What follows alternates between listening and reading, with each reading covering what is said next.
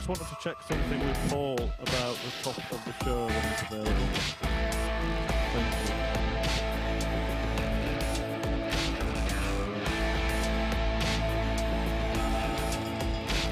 I can, mate, yeah. Right, at the top of the show, I'm thinking we might be better off doing what we did either yesterday or a couple of days ago and just have it go up on the platform from the start. Because obviously then Paul can talk about the player table with me, whereas if I were using to bring him in while it's on, that's already seen it. Right.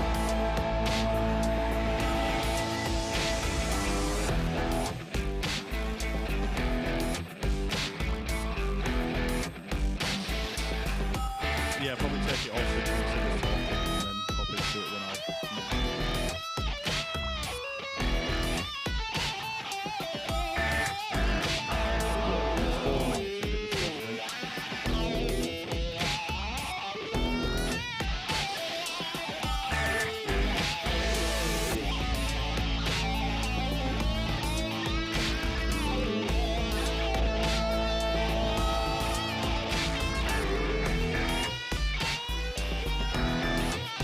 Which one of them's wrestling, Charlie or Paul?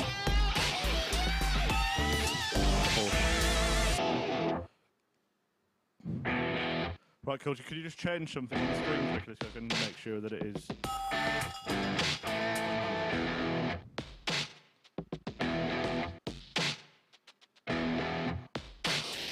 Yeah, that's fine. Works. Excuse me.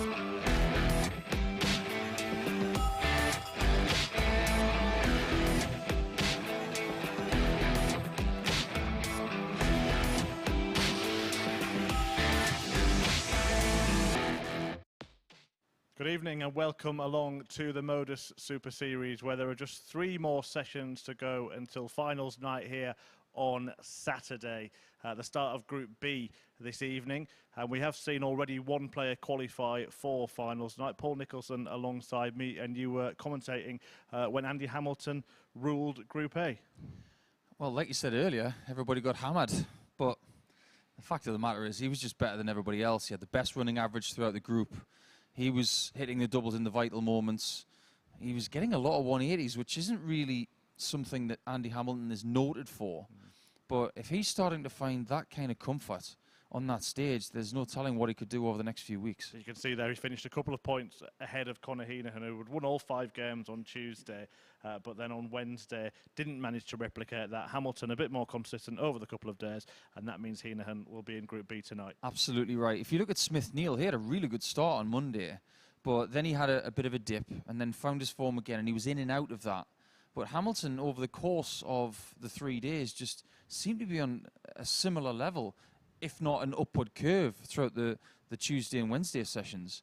Henahan will be ruining that really poor start to Wednesday after that undefeated Tuesday, but we'll be really interested to see his mindset coming into tonight. So the Hammer smashed it in Group A, and then in Group C, which got underway earlier today, Walters was flawless, won all of his matches. He was really good. We all picked Scott to have a really good day, but it's really difficult for us to call someone coming into this action and getting an undefeated day.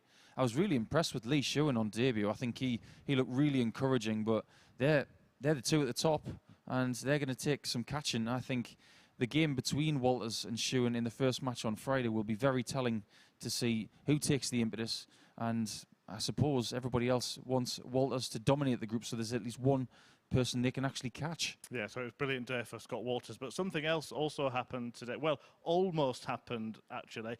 Just talk us through this, Paul, because Steve Brown nearly produced the first 9-dart finish here at the Super Series.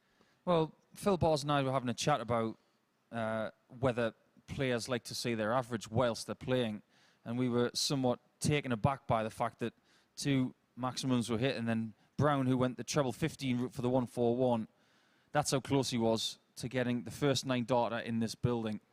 But you see the reaction from Steve as to what he wanted and what he wasn't able to grasp. Gutted for him. We really wanted to see it, but maybe we'll get one tonight. You just never know. Yeah, anguish on the face of Steve Brown we saw as well there. A couple of players that have already played this week then in this group. We've mentioned them already. So first of all, Adam Smith-Neale, former world master. Up and down really this week.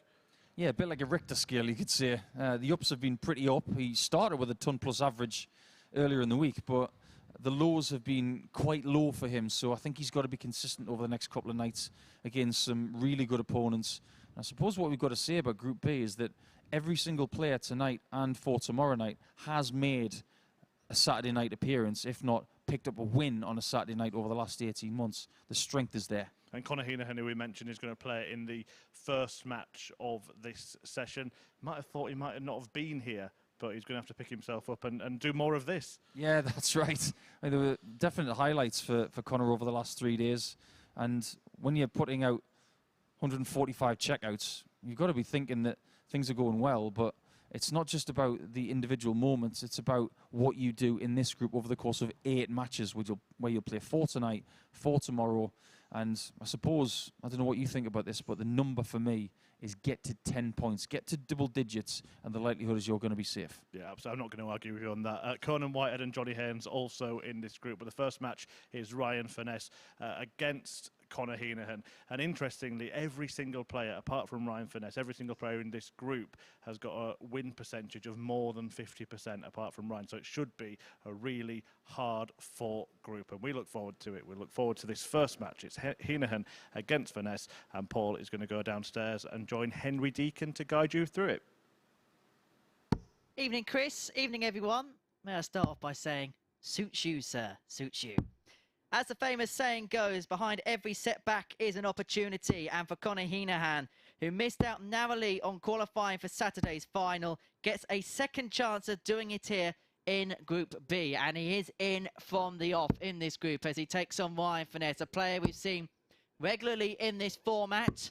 Previously known as the Live League, now of course very much the Super Series, as we see the 23-year-old from round 4 throwing a 21-gram unicorn dart. The 2015 WDF Europe Cup Boys champion is Heno.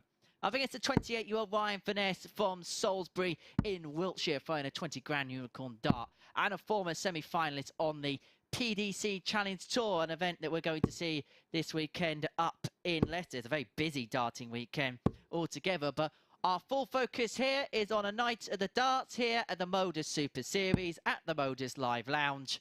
And we're going to see 5 top-class performers in this group go toe-to-toe. Alongside these two are Adam Smith-Neale, Conor Whitehead and Johnny Haynes. It's 3 from 5 that get through and book their place in Saturday night's final. And booking his place sat next to me for the entirety of the evening is Paul Nicholson. Not often do people get that opportunity, mainly because they reject the opportunity. Yes, I'm looking forward to this evening. My first evening session here at the MODUS Live Lounge. And I don't know about you, Henry, but I'm really interested to see what kind of mindset Henahan's got coming into tonight, because he had grand ambitions of not being part of the playing schedule for today and tomorrow. But as far as his opponent is concerned, Ryan Finesse, hugely impressed with him over the last year. But is he playing as well as he was maybe 12 months ago? Arguably not. First leg Time is for a Conor new start first. and a new venue for him. Let's Game see what he on. can do against the very dangerous Henahan. Talking about new, we've got a new ref on the stage this evening. Paul Hinks has joined us for the action for the remainder 55. of the week. We've had some sterling jobs from Owen Binks and Charlie Corsafine over the last couple of days. Now we have the famous strains of one of the most familiar voices in the 100. sport. Let's talk about the career of Ryan Finesse up to this point. He's played 117 matches. He's won 56 of them and lost 61. And Murph was talking about the win percentages of the players in this group. In fact, 60. the only person in this group who has a win percentage in what was the Live League of below 50% is Ryan Finesse. That has tumbled 98. this year. He's got a running average of 87.79, which, funnily enough, is one of the better ones. But I've got a sneaky suspicion this group is going to be really 58. competitive. I don't think somebody is going to dominate this group. I think we could have 4 or even 5 players jostling for those top 3 positions. And you mentioned 50% 100. because it could be so crucial, because you said if someone can win 50% of their games and get onto 10 points, that's probably the mark that you'll need to get through. Yeah, 50% in this group is 8 points, of course, but if you can 59. get Conor Henahan, just beyond that to 108. 10, I think 10 is a safe number. The last thing you need tonight is to walk away with nothing or just the 1 win. At worst, 60. get 2 wins from your 4 games, and you've got every chance tomorrow. We saw last week with Jared Cole, who came out of the evening session on the opening day without a victory, and he put a spurt in 72. on day Conor 2, but it was just too 48. little, too late. And it could be too little, too late for Ryan Finesse in this first leg, as Henahan returns to double 16. 16. The chance comes and Brand new chance car, goes, and this would be some way to 152. open up your night breaker throw and a 1-5-2 out. It would be Ryan's best finish of his career with us. 146 is his best effort. 100. Conor And of all of Henahan, the 5 players, 32. that is the lowest. The best coming from Cornyn Whitehead. He's at a 170. Game shot on the first leg. Conor Henahan Henahan. takes the first leg on his own throw. You could say somewhat predictable stuff. But I just wonder, you know, we saw earlier today Second leg, Ryan to Walters throw first. Game on. and Shewan, who will occupy the top 2 spots going into Friday's Group C action. We saw a mix of 85. someone making their debut, someone having a lot of experience previously, and then the players who had played a lot this week. But it seems to me like the fresher players had a better 140. time of it today. Will that be the case this evening as well, with Whitehead, with Finesse and Haynes? Do you think part of it's the emotional part of it? And I think Henahan's the one we're 140. exclusively looking at in this case of the players that go into Group C, it's courtesy of a disappointing first 3 days, and they're carrying that over. 60. And of course, it's a fresh table, but the mindset won't be fresh. Whereas the players that are coming in on the Thursday and Friday, they've got no back catalogue this week in terms of emotions or anything 58. like that. I think it's a very fair point, Henry. You look at Finesse, who will come into this full of beans, really keen to get at it. But then 85. Conor, who's played a lot, but has had to deal with the disappointment of not winning the group as well. So you would fancy that Ryan, for example, has got a cleaner slate coming into Thursday's action. 43. But you would assume also that maybe he's not as sharp as Conor. So there's a lot of weighing up to do when it comes to the action on Thursdays and Fridays. 140. But everybody's got the same opportunities. Everything levels itself out here at the Super Series. 61. Conor Henahan, 76. So Henahan wants 76 then to open up a 2-0 lead with a break of throw. Tops he wants for it. 56. But Tops Ryan dragged Henahan, just below. That's 1 from 114. 5 now for Henahan on the doubles. Finesse hasn't had a poke at a double yet. He could do if he can get a treble with the first dart. Single 14 with the second. And can he get the tops with the third? 94. No, he Conor can't. Henahan, 20. Somewhat fortunate to get a shot at tops. He almost missed a single number. Double 5. Game shot on the That second is leg. a really buoyant Conor start from Henahan. Conor Henahan. Not his biggest average by any stretch. A bit of a slow start from a quality perspective. But you don't see Conor let Conor to Henahan throw scoffing first. at this, Game that's on. for sure. But I've just had one of our esteemed colleagues in my ear telling me that on Tuesday 100. night, even after playing 5 games on Tuesday in Group A, Conor Henahan just couldn't get enough. He's a bit like a Depeche Mode song. He went to a competition pretty close to here, 171.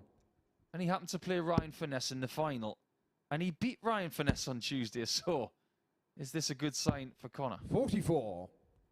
Can't stop winning wherever he goes, Conor Henahan, at the minute. He's a winning machine across all darting formats. And I just wonder how important the first game is tonight for 85. Conor, because he would have been reeling on the fact that perhaps he should have qualified for Group A, didn't qualify for Group A, and he's had a long time to think about it. But perhaps if he lost his 134. first game, of course he still can lose this first game of the night, whether those thoughts will just multiply in his mind.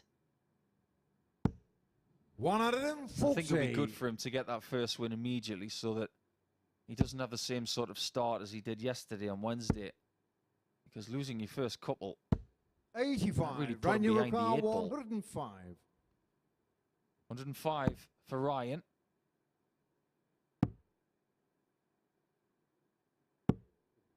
Let's 39. see what Conor Henahan can do after 138. a somewhat suspect visit there from Salisbury's finest.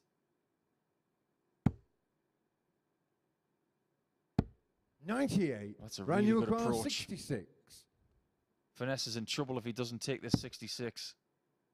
What a lovely dart that is. Game shot on the What a third lovely leg. finish that Ryan is. Finesse. Exactly what he required. He takes his average up towards the 85 mark. That was a much better leg in 14 darts.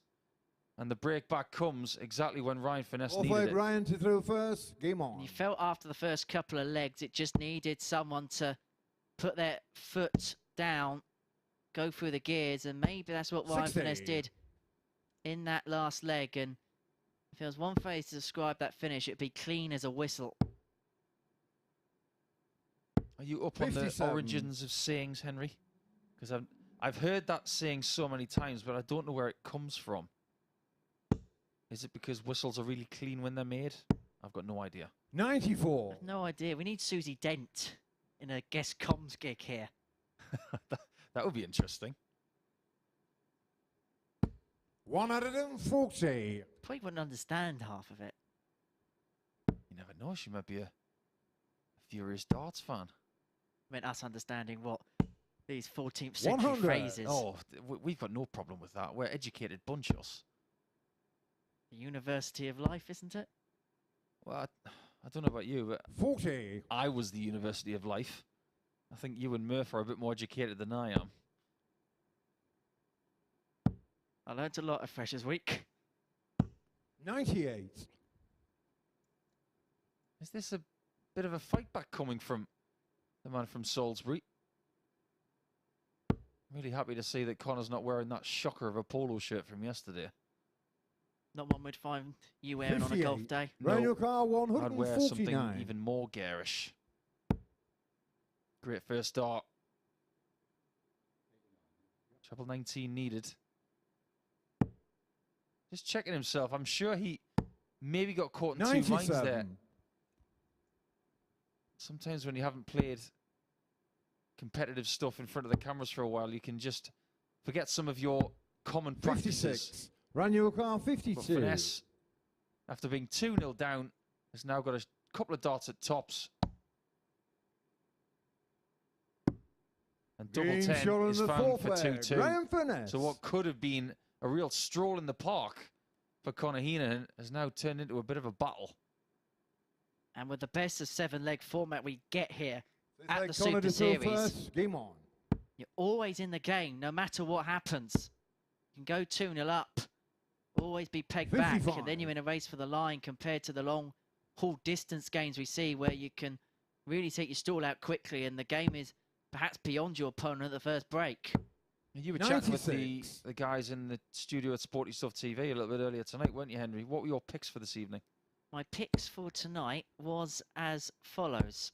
90. I say, getting everything out on my notepad.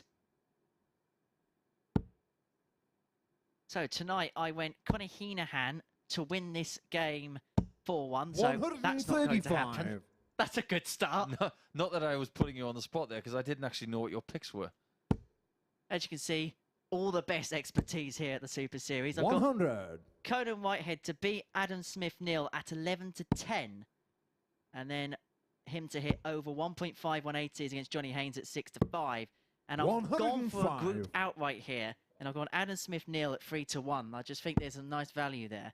Interesting. Just remember, everybody, if you are choosing to have a flutter on any of those or other things, 30. it's for over 18s only. Please gamble responsibly and begambleaware.org for more information on that. Finesse leaves the 165, but in this position you can't really criticise because Henahan seems to have unlaced his scoring boots and 125. thrown them away. Last few legs, he seemed to be a score behind at every juncture. And it's given Ryan 95, Finesse, who's Raniel on tops Grant after 40. 12, the opportunity to break, to open up a 3-2 lead, Game shot on the fifth and to put leg. himself Ryan one away Finesse. from the finishing line in our opening game of the evening session. And Conor Henahan, who was so close to qualifying through Group A, 2 finals night on Looks like Saturday, Ryan to throw was first. 2-0 Game up in on. this game, and he's facing more adversity here at the Super Series. Let's talk about Conor's first 3 days then. And the 100. stats that he was delivering compared to what we're seeing now. He played 15 matches, he got 20 points. That is a really good total. And considering 20 45. points was enough last week to win Group A, he could consider himself the tiniest bit unfortunate.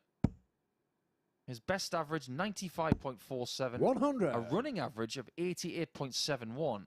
And if you compare that to what he's doing now, he's more than 10 behind that. This is a massive drop in form. 134. And he's going to have to do what Ryan's done already in this match and fight back. 18 maximums from Conor Henahan, 5 less than Andy Hamilton, who 100. got 23 in the end. And his checkouts are at 37%, which is more than adequate. But the fact of the matter is, Hamilton beat him on most 70. of the departments that you need to boss if you're going to win a Group A. One advantage for Conor here, it's 3 from 5. So even if you lose the opening game, okay, there's less 58. matches, but there's more opportunities to progress. But what you don't want to do is then lose the next one, and then you definitely are playing catch-up. Well, he's playing catch-up in this leg, and so subsequently the match, because Ryan Finesse is going to come back 1-4-3 to seal it, 39. and that's Raniel unlucky. Ricard, That went in the treble bed and came back out 143. again, and it's given Finesse 6 for the game. Doesn't need to stay there. He needs to go left. That 111. would have been one of his best finishes in his career with us. But all things said and done, he didn't take the 1-4-3, but You would take the leave of 32 from that position, especially when Conor is only on 100. 2-1-3. Brand new acquire 32. He senses the match is over. Is it? Game Yes, shot and the match. it is. Ryan Finesse. And it is an opening victory for Ryan Finesse to kick off Group B here at the Super Series. An average above 90, 3-1-40 pluses. But it's the checkout department that was the difference between these two in that one. 57% for Finesse, 25 for Henahan. And it is Finesse who gets his campaign off with some finesse and some style. He beats Conor Henahan by 4 legs to 2.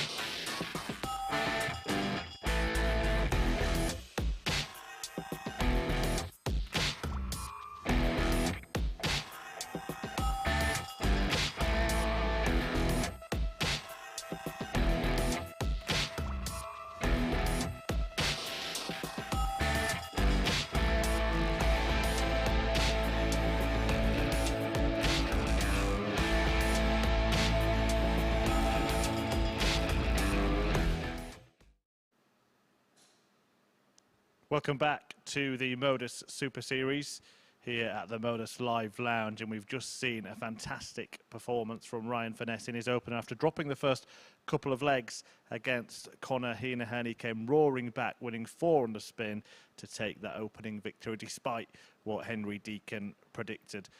And we move on to the second match of the 10 that will bring you live this evening here on Sporty Stuff TV. It is Adam Smith-Neale, the former world master who finished third in Group A earlier this week, taking on Conan Whitehead, former PDC Tour card holder as well, incoming this week and looking to book his place in finals night on Saturday. And don't forget, you could be here as well. Tickets are available for free via dartshop.tv to book your place down there at finals night on Saturday. Let's get game 2 underway with Paul Hinkshaw, referee, and Paul Nicholson alongside Henry in the commentary box.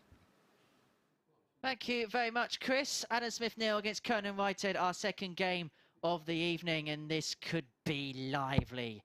These two will give it some. Now, you'll know how they feel throughout this game. They'll give some emotion on the big shots. And they'll also give us some quality darts. Adam Smith-Neale, the former World Masters champion. That's now nearly 4 years ago. It feels like yesterday when he won that against Conor Whitehead, who at that time was strutting his stuff very much so in the BDO, former quarter-finalist at the Lakeside World Championships there. I feel like in 2022, he's just trying to find that little bit of renaissance after a tough couple of years for players outside the PDC circuit. See no action for about 18 months, apart from stuff in kitchens and dining rooms and things like that. As you can see, the Barbarian quarterfinalist in the 2019 BDO World Championship. Game on. A tournament that when Adam Smith-Neale played in, he was playing on crutches. Yeah, well said, Henry. So adamant that he was going to make his Lakeside debut that even a broken limb would not stop him. But here is Conor Whitehead, one of my favourite players to watch 100 anywhere. I'm not ashamed to say that. He throws the dart so beautifully. He's a very passionate individual, but I talked with Conan a little bit earlier this year. 81. I was surprised that we hadn't seen him play a little bit earlier in 2022, but at the back end of 2021, after having success with us, he decided to take a break. He just said he fell out of love with the game, which was somewhat unexpected. But after taking a constructive break, he's come back, and his first time back with us, he won a weekly title. Now, if you look at what he's done over the last 18 months in what was the Live League, he's won 3 weekly titles. Not many people have done that. That's why Conor Whitehead, for me, comes in as one of the favourites for the next couple of nights. Conan is one of the returning players. He played early on in this series. He finished third in week 2, a week that Chaz Barstow subsequently won. So we will see him at Champions Week in a few weeks' time. So it is a second chance for Conan to book his place there. He'll be hoping that he'll get a second chance to be able to take out the 78, which he will do. And it will be for a breaker throw as well in the opener against Smith-Neale, who had battles at both ends of the table yesterday. We'll mention that in just a second, because Whitehead here should get a dart at tops, and that should be nicely positioned for him. 58. That goes just below in the left-hand corner, and so Smith-Neale will return for the 85. Bullseye.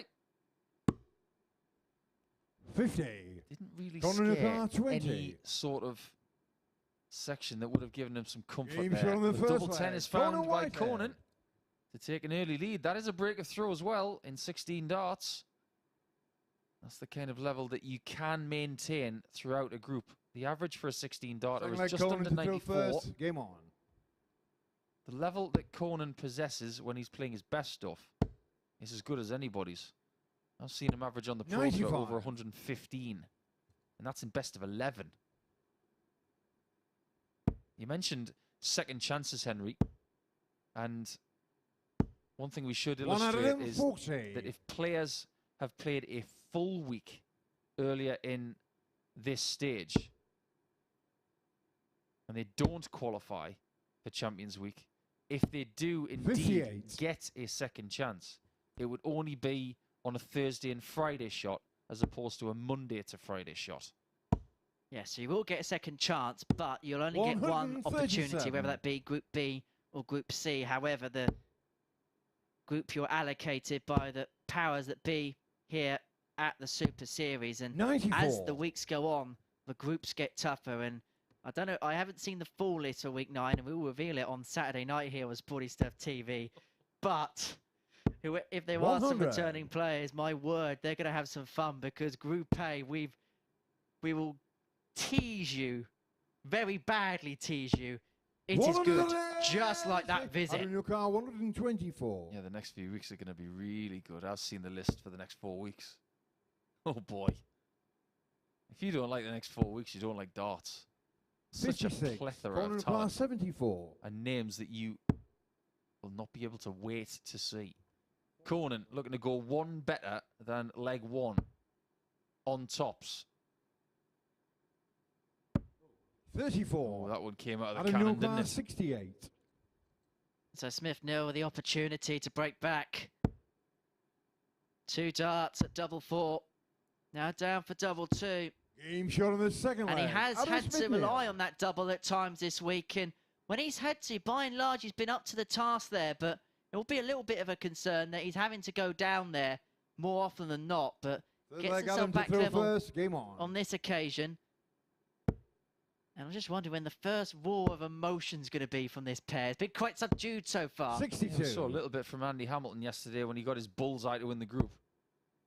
There was a little smattering it a little bit earlier today, and I'm sure there's going to be some more tomorrow. 60. There's going to be more tension on Friday than probably at any point this week, when people are swept aside and will have a weekend off, or the people who will qualify. 58. Funnily enough, there is a rather big weekend going on for the amateur game this weekend, and people who 100. don't qualify for Saturday night here will probably jet up the M1 and go towards Bridlington for the British Open and the British Classic. Indeed, one of the big events on the WDF calendar. The winner of the British Open will 99. automatically win an invite to next year's World Championships in the WDF system. There's also a Challenge Tour this weekend as well. So players have got options now that they haven't had 45. before. And in the past, when the British Open was on, every player would go up there. But knowing the law of the Challenge Tour as well, and all the other events in various systems, players have got choices to make. They can pick and choose 140. where they want to go. I'll tell you what's been climbing the ladder, though, of choices. This. Indeed. People are starting to prioritise this. 94. Over Adam a lot Newcar, of other things. 142. It's telling you the importance of this whole thing. At times this week, Adam Smith-Neale has had a pop at a 102. 142 by going the 17s route. That is a really good leave from ASN. It's a good recovery as well, considering he had his throw broken One in out leg of 1. 40. Adam Newcar, 40. Tops for the second 16 darter of this Game match. shot on the third That's leg. exactly Adam what he banks. Smith-Neale. Solid would be the appropriate word to describe this from the pair. The most overused word in sport. I watch a lot of golf Conan to throw interviews, first. Game on. and the Americans just love that word. How did you play? Solid. Would you like to say anything else? Yeah, it was solid. 81. No. Say it even more, it starts to sound like salad. Well, just to tell you a bit of a funny story, actually, because we can talk about this now. When we were One playing out in of Southampton at our 40. previous studio, the players were instructed to have a certain route of walking back from the dartboard because there was a squeaky floorboard that 168. they didn't want the players to walk on to put off the opponent. I'm pretty sure that these guys were having a micro conversation about that when they were starting. 137. As if to say, oh, we don't have to do the pre-rehearsed route now because the squeaky floorboard's gone.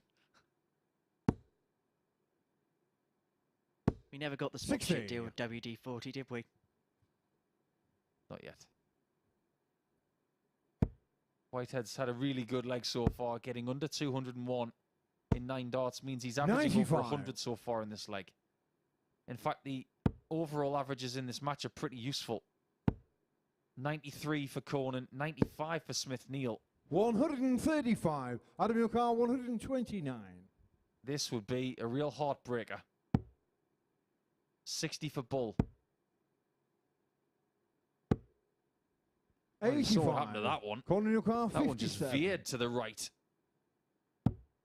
So 57 for Whitehead to get ourselves back level in this game.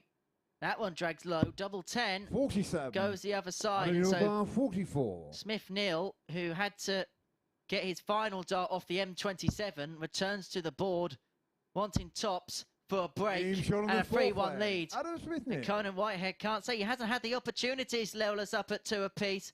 Smith-Neale takes advantage of his. It's 1 from 5 on the doubles for the Barbarian, but as Paul's So got him mentioned, to a throw really good first. contest. Game on. Both players averaging 93.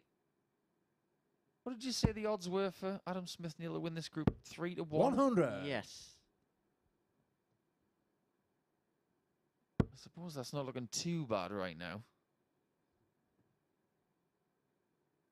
But you do have to look at his first performance in Group A, which was very, very 100. useful. Averaged over 100. And you thought at that point Smith-Neale was going to take some stopping, but early portion of Group A was very buoyant for him. But then after that, he 99. really did start to sink instead of swim. In the end, he was actually quite fortunate to get into Group B. 60. He had to do some good stuff towards the end of Group A just to get to the evening session. Steve Brown was right on his coattails yesterday. That was for sure, and was unlucky not 60. to play tonight. But it was Smith-Neale who took advantage of the opportunity. Of course, you'll see the culmination of Group C tomorrow from 9:30, where Scott Walters 125. picked up the perfect 10 on day 1. It was all the 10s, wasn't it, for Scott Walters? 10 points, plus 10 in leg difference. The 84. last double he hit of the day was 10. He'd be loving getting the perfect 10 tomorrow. There aren't many people who go through Group C undefeated. I can only 56. ever remember it once. Adam York I'm sure it's probably happened more than 158. that. Josh Richardson's the one that springs to my mind. Well, we've seen this done this week by Kevin Painter. Can Adam Smith-Neale add to the 158 club? 120. And double Conor Henahan, 19 came into play 160. again in this group. And this is the highest finish we've seen so far this week. Yeah, we haven't seen one of those big bullseye outs yet, like a 170 or a 161. 122. Adam We have York seen 38. multiple 160s taken. Double 19. Game shot And Adam on the match. Smith-Neale Adam takes a Smith-Neale. brilliant 4-1 victory after losing the first leg of the contest. After that, he was the better player. 93.8 was his average. His checkouts were excellent at 1 in every 2 shots. Conan can be really buoyed by the fact that he played okay with that just under 93 average, but you sense that when he comes back a little bit later to play against Johnny Haynes in match 5, he's going to have to be a little bit better, possibly on his 4th visit. We'll be back shortly with Johnny Haynes' first match of this group. He's up against Conor Henahan, who lost his first match of the night.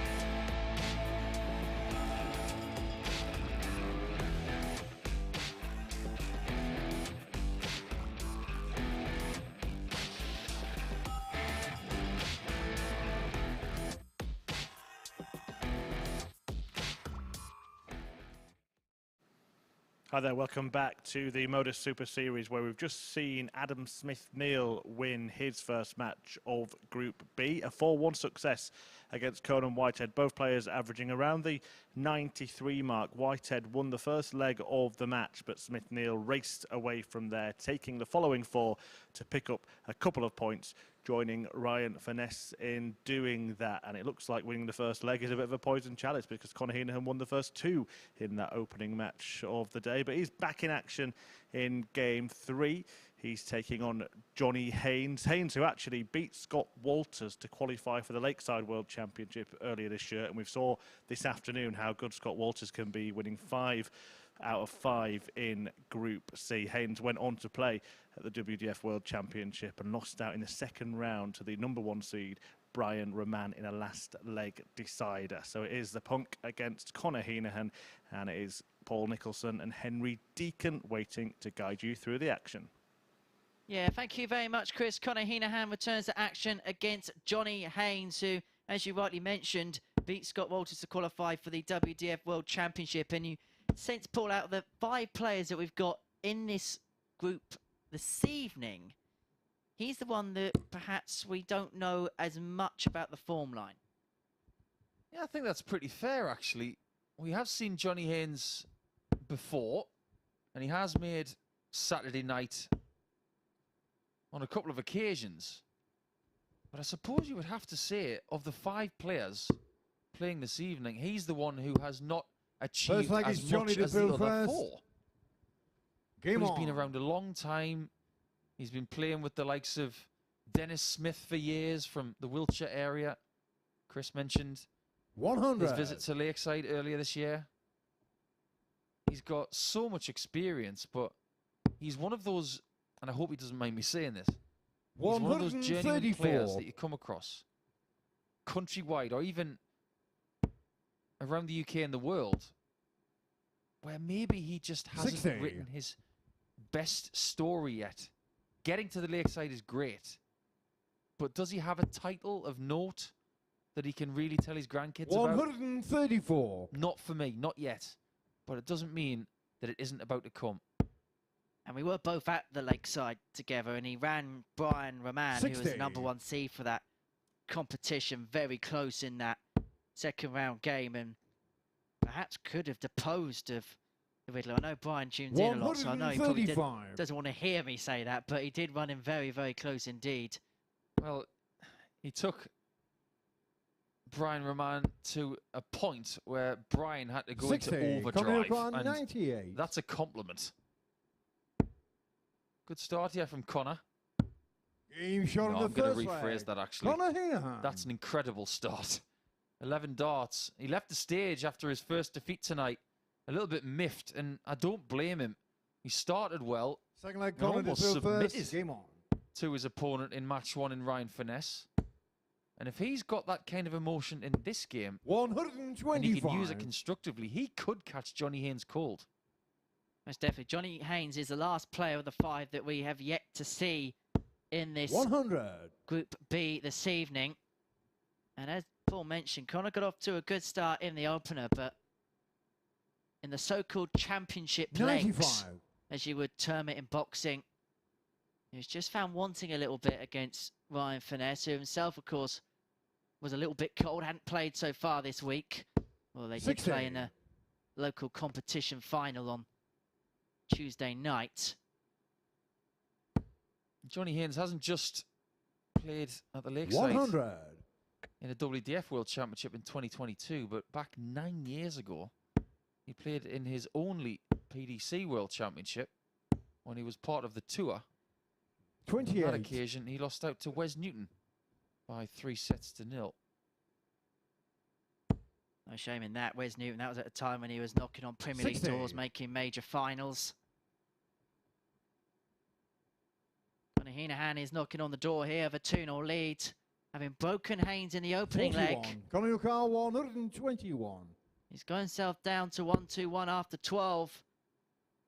He's got the 25. He now wants the double 18 to open up a 2-0 lead. And this is turning into an excellent performance from Conor Henahan. The 11 data in the first leg is backed up by a 15 in the second, and the average is stratospheric, is Like Johnny to throw first, game on. 115.62. 2 out of 2 on the doubles. Well, just before that first start of this leg, 100. there was a difference of 52 in the averages. I haven't seen anything that big for a while. It could get bigger. 140. You do sense that this performance from Conor has got a bit of mustard about it. A bit of, 140. I've just missed a 3-foot putt, and on the next tee, give me the driver. I'm just going to hit it as hard as I can. Look at this. 180. Sensational. Inspired.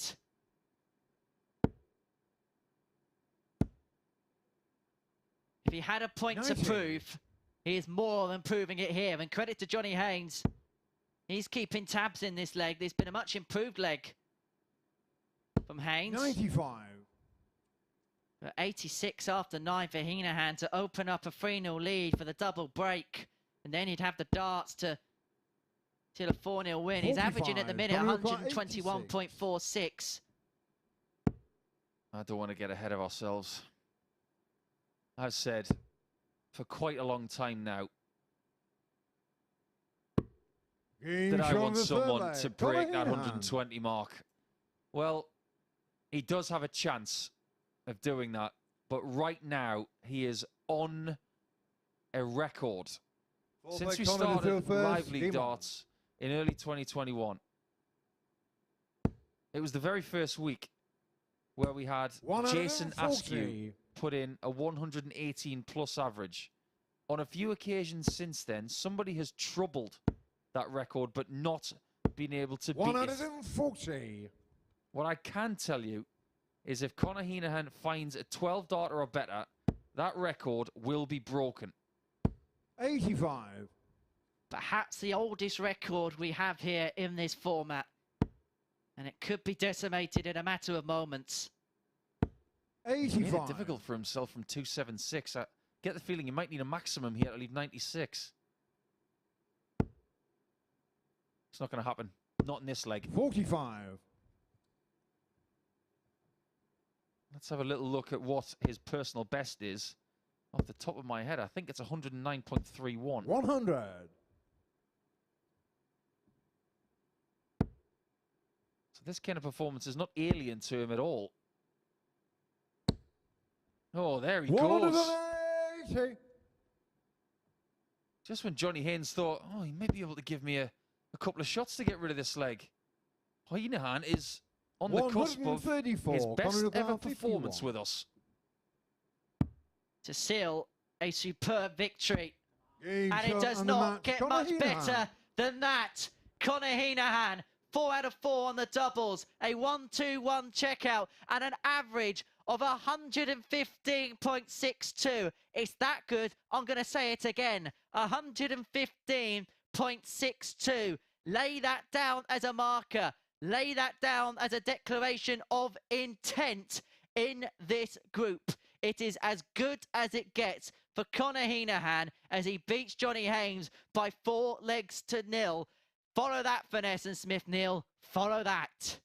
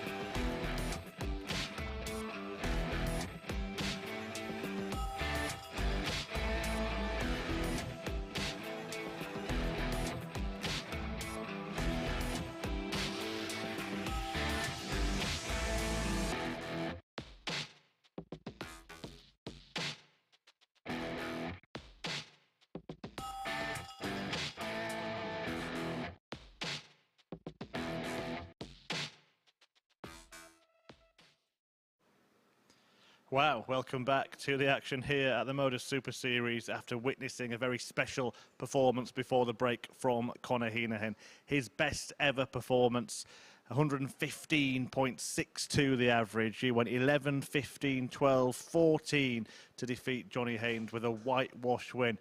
Not only his personal best, but the 5th highest average we've ever seen in this tournament, and the highest we've seen since we moved to this brand new venue. So a big performance on the big stage for Conor Henahan, and Henry was right to lay down the gauntlet to this pair of players, Adam Smith-Neale and Ryan Finesse. Can they follow it? Well, it's a personal best of 106 for Finesse and 109 for Smith-Neale in this event, so they'll have to do better than they have before to match or even better Conor. If they do, what a night we're in for. Well, it's back to Paul and Henry. Henry, have you got your breath back yet? Just about, Chris, just about. I suppose it's a bit like that Enrique Iglesias song, I Can Be Your Hino Baby. Oh boy. You guys were made for each other, you and Murph. The amount of puns that I'm putting up with this week. I feel sorry for the viewers next week. We're sat together Monday to Wednesday. You've been warned. You've been warned. 52 darts for that last game. 52? That's my regular leg. Try and compute that for just a second. 52 darts to win 4 legs of darts against a world-class player like Johnny Haynes. First leg is Ryan That's a to proper through performance. first. Well done, Conor. Well deserved. Game on. But let's move on. It's match 4. It's Ryan Finesse and Adam Smith-Neale, and one of these guys is going to go to 4 points. Indeed they are. Henahan may have laid down the marker, but one of these two will be the pace setters 93. for the end of 4 games. Adam Smith-Neale, who we said at 3-1, could be good fancy to get out of this Group B, beat Conan Whitehead by 4 legs to 1 87. in his opening game. Whilst for Ryan Finesse, he beat Henahan by 4 legs to 2 in the opening match of the night. Who can follow up that opening victory, 86. double their points tally, and become the man to beat? Come on, I'm going to put you on the spot now, Henry. Who do you think is going to come through this group? Which 3? 140. Good question. I think Smith-Neale. I just think his consistency will get him something in the top 3. I think Conan Whitehead, again, for the same reason. I think his consistency will 100. get himself through the top 3. And then I think the 3rd spot, I think, will go between Henahan and Finesse. And based on what 85. we've seen over the last couple of minutes, if Henahan can, well, not at 115 level, but play at a consistent enough level, you'd expect him to go for it. If he plays over his first 2-day statistics, he should do enough. 100. If we could just take one opportunity to illustrate the disparity in the 2 averages that Conor has done tonight. 59. It Randy will paint McCall, one heck of a picture. 122. We'll come back to that at the start of the next leg, because Finesse is looking for 4 18s in the bull. There are the 4 18s. 92. Fails on the bull, Adam but does McCall, Smith-Neale get a shot 130. at that bullseye? We're about to find out. Well, that's a perfectly pitched first dart, but he couldn't follow it into 90. the treble, which he would have then Randy subsequently McCall, got the 30. bullseye for. So Ryan Finesse returns for double 15 after 15 Game to shot on the take first the leg. opening Ryan leg with Finesse. throw against Adam Smith-Neale. And so the perfect start for the man from Salisbury. I suppose it's quite fitting we got a man from Salisbury in the church here in Like Adam to Portsmouth. throw Is it first. Game on. 12,000-foot spire, was it they said? I'm going to have to take your word on that one. 180. There's definitely a climbing standard tonight, isn't there? We've talked a little bit this week about how dart players prefer to play at night. 122. That point has been proven. But just to illustrate the disparity between the 2 averages from Henahan tonight, 36.89, the difference between the 2 averages. That's amazing. That's from B team in your 44. county kind of averages to world class. Yes, it is. That's a really good way of putting it, because if you put it into 1 dart sort of ways, 42. 78 average is what, 26 a dart? 115 is That's getting near 39. 41. Anyway, we've talked about Conor enough. Let's talk about these guys. Finesse, who started his night with a 4-2 win against Henahan. That's been made to look pretty good already. 100. But Finesse was pretty useful. Averaged over 90 in that game, 57% on doubles. And we talked about Johnny Haynes being a bit of an under-the-radar kind of guy. 140. Adam Newcar, 120. But I have to be honest, I wasn't really talking about Ryan Finesse coming into tonight. We've got to start talking about him now. Just always finds a way to do something good. 56. May not always qualify for Brand the new finals on car, Saturday. May not always 154. qualify for Champions Week. But he always plays well, despite the outcome at the end of how long he is here. Well, the outcome here for Finesse could 92. Adam be the fact Newcar, that 64. he may lose the break that he obtained in the opening leg because Smith-Neale's back for 64. And he now stares down the double 8, now double 4. 60. And that goes inside. Brand He's new had car, problems 62. with those two doubles so far this evening. And so Finesse will return for the 62 for the 2-0 lead. Double 16. 30. Adam Newcar, 4. Great chance that was. Smith-Neale has found double 2 already tonight. Game shot in the He second leaves leg. with the Adam madhouse Smith-Neale. closed in leg 2. Beautifully done. But you have to say that 21 darts for that leg comes as a bit of a surprise. I thought this one would be littered with Ryan to quality, throw but first. Game on. sometimes good matches have 1 or 2 dodgy legs. And I suppose it's a case of after that rip-roaring performance, it's following the Lord 100. Mayor's show, and that is quite difficult. If you think about a sprinter in athletics, if they set themselves a personal best, 81. if you ask them to run again in about 20 minutes' time, they're not going to do the same. There are going to be fluctuations in performance. 100. And every now and again, as a dart player, this is something I can attest to. You find yourself in that bubble of you're not thinking at all, you're just doing. 45. That's exactly where Conor was. That's where these guys have been.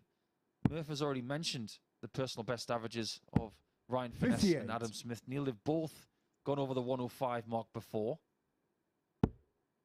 But when you get yourself in that bubble of no thought and just hitting 59. what you see, oh, it's a great place.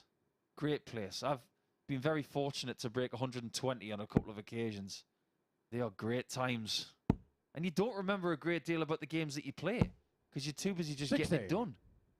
The adrenaline just courses so much through. It's almost like a drug, isn't it, into the system where you don't remember anything from it, but you just know you had this 140. high, this big high. And I suppose for Conor Henahan, he's going to then have that come down as a consequence of it, and then it's getting himself to an even kilter when he takes on 140. Adam Smith-Neale in match 6. This is the thing about this format. You are going to have adrenaline spikes, and you've got to maintain 100. some sort of Brand new consistency car, when your 43. adrenaline and the other hormones going through your body are just going up and down like a yo-yo. Double 10. 33. Bit of a yo-yo shot. Adam That. Newcar, Down, 76. up, to the side. This one, up, to the side. The other side. Game shot in the And third finally, he leg. finds Adam double Smith-Neale. 4. So this time, it's Smith-Neale who takes a 2-1 lead after being 1-0 down. Sounded like the cha-cha slide for a second there. If you're going to listen Also to got that him to kind throw of crud, first. Game on. I'm going to ask you to leave. Shall I slide to the left? I'm 100. gonna plead the fifth now. Importantly, though, Smith-Neale is 2-up with a breaker throw in the bank. 40. And now with the throw after Finesse opening up with just a 40 has the opportunity to make huge inroads and open up a 2-leg advantage. 140. I wonder what Smith-Neale's mindset would have been going into today, because as we mentioned, there was 2 scenarios for him. He could have topped the group. He could have finished 4th as Finesse piles in his first max of the match. How do you think he would have gone into it? Because he then had to fight to keep himself in that top 3 and only just managed to do so, having 72. had lofty aims of winning the group. Yeah, I think that's a very good question. But I suppose overall, when you think about the fact that he almost lost his spot in this group, never mind trying to win Group A as a group anyway, I think he'll have come into this with a pretty even mindset. 96. I think Steve Brown had a lot more on his mind coming into Thursday than Adam Smith-Neale, for sure. What a lovely first start. What a great second. 129. He's had chances in this game, hasn't he? 93. He's had 6 starts at double, only hit 1 of them. Smith-Neale needs to resuscitate this one, and he is not able to find the paddles. 23. This could be the turning point. I'm not sure Finesse may have expected to come back here. I think he would have expected Smith-Neale to have one at double. He didn't, and so Finesse mops up the double 6 for a 13-dart leg, and we are back level here at 2 apiece when Smith-Neale was in an ideal position to open up a 2-leg buffer. But as we have it, we're back on foe, and that favours Finesse to the ground. Consistency personified tonight is Ryan Finesse, hovering around that 90 average the whole time.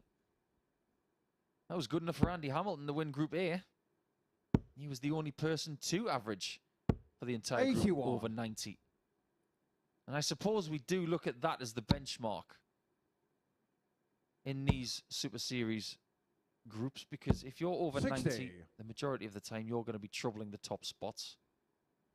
Only every now and again do you average higher than that and you fail. I remember when Graham Hall first came to us about it, I think it was a few months ago, and he averaged, what was it, 94, 95 for his games and still didn't get through. It was a ridiculous anomaly. And we all said at the time, if he continues to play like that, he's got to do something. What happened next? 98. He went and won himself a week, and he will be in Champions Week, and he will be one of the favourites. I remember that Thursday night. Was it James Richardson went pointless despite having a running average of 98? Yeah, that rings true. That'll make you scratch your noggin. 51. Sure, James wanted reminding of that one. He'll be watching as well. Sorry, James. Well, Smith-Neale won't be watching the darts. He's one of those players that doesn't like to look at the odd key. He won't want to see what happened there because Finesse has left himself on 50 after 15. All Smith-Neale can do now is apply pressure, and applying pressure he is. 140. Ranu acquire 50. Double top. Game shot on the 5th leg. Great shot from Ryan. This is a great tussle. It's had lots of ups and downs this game. And I have no idea still who's going to win this match because Smith-Neale retains the throw in leg 6. Game on. We haven't gone the distance so far. In fact, it's the only result we haven't had tonight. We've had a 4-0, a 4-1, a 4-2. 100. Is a 7th leg imminent for the first time on Thursday night.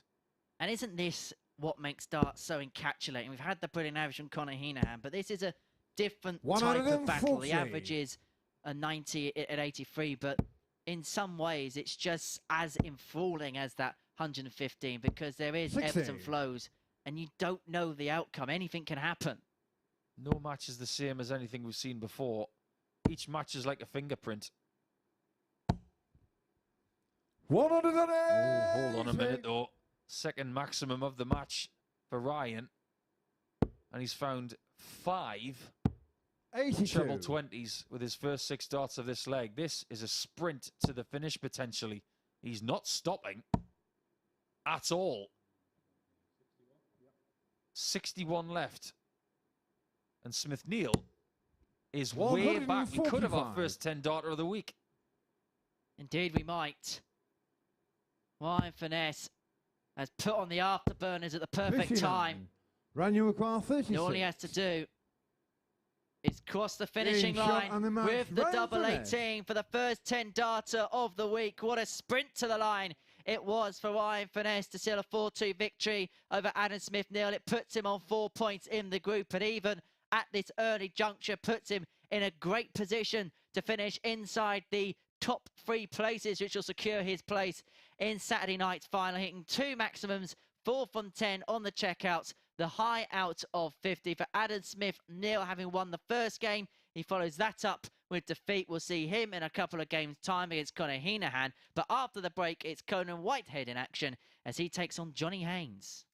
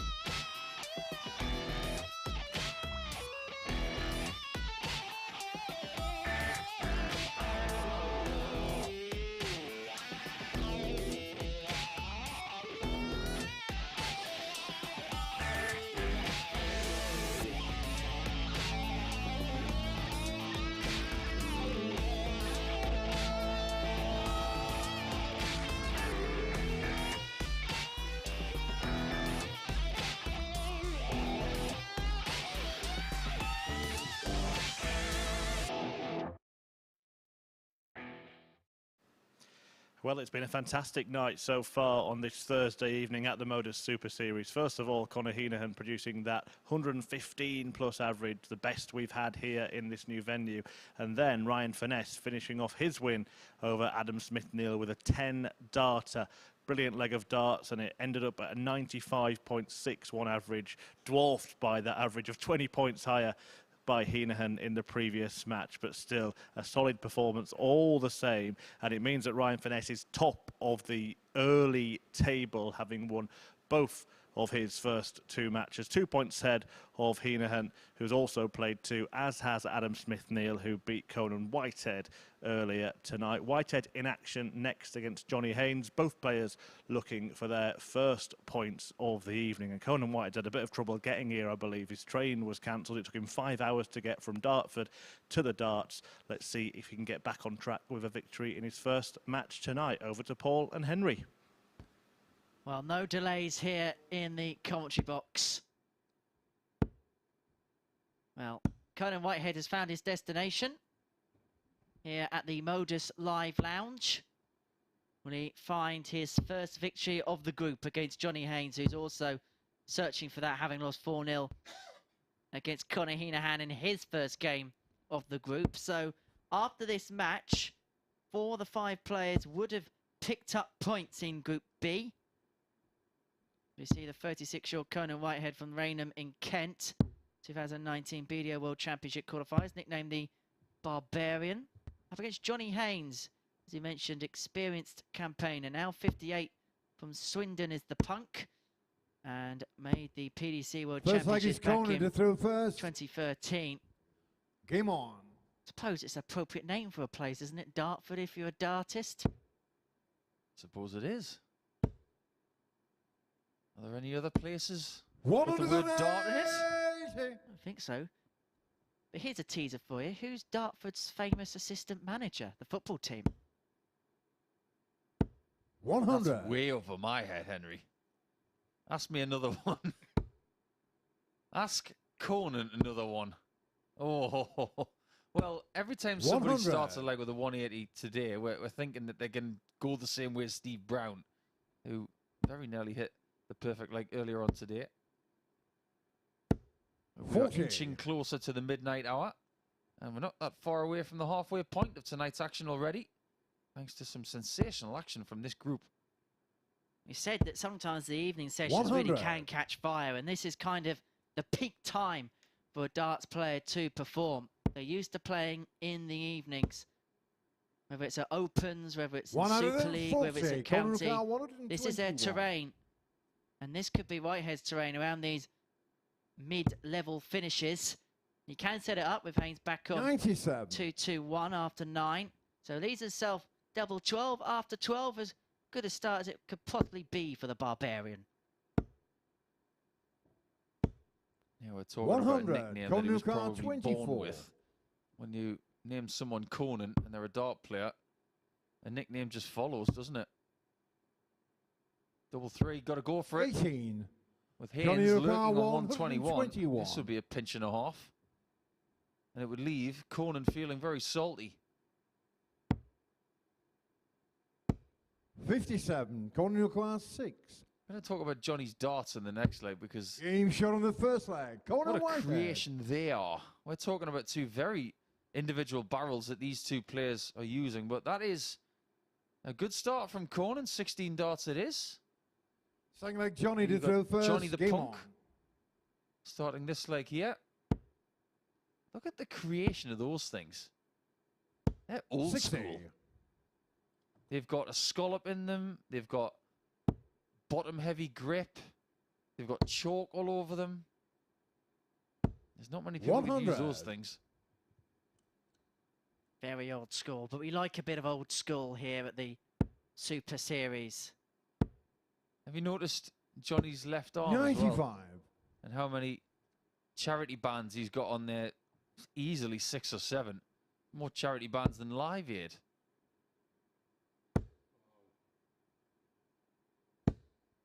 I'm 85. a big supporter of the prostate cancer campaign, which I know a lot of darts federations do support, and an important message on his shirt as well. Yeah, it's so important. I feel rather 85. uncomfortable saying it. How about check the back of Johnny's shirt? I wonder where you were going there. 60. Oh, Conan's shirt is because he's a big fan of playing in black and white. Something to do with his wedding, actually. Because he was all in black and white at his 100. wedding. But I do believe he's recently become a father, so many congratulations to him and his partner. These He's a big Gillingham fan. 85. Johnny McCarr, Only Football League 161. club in Kent. That's probably why then.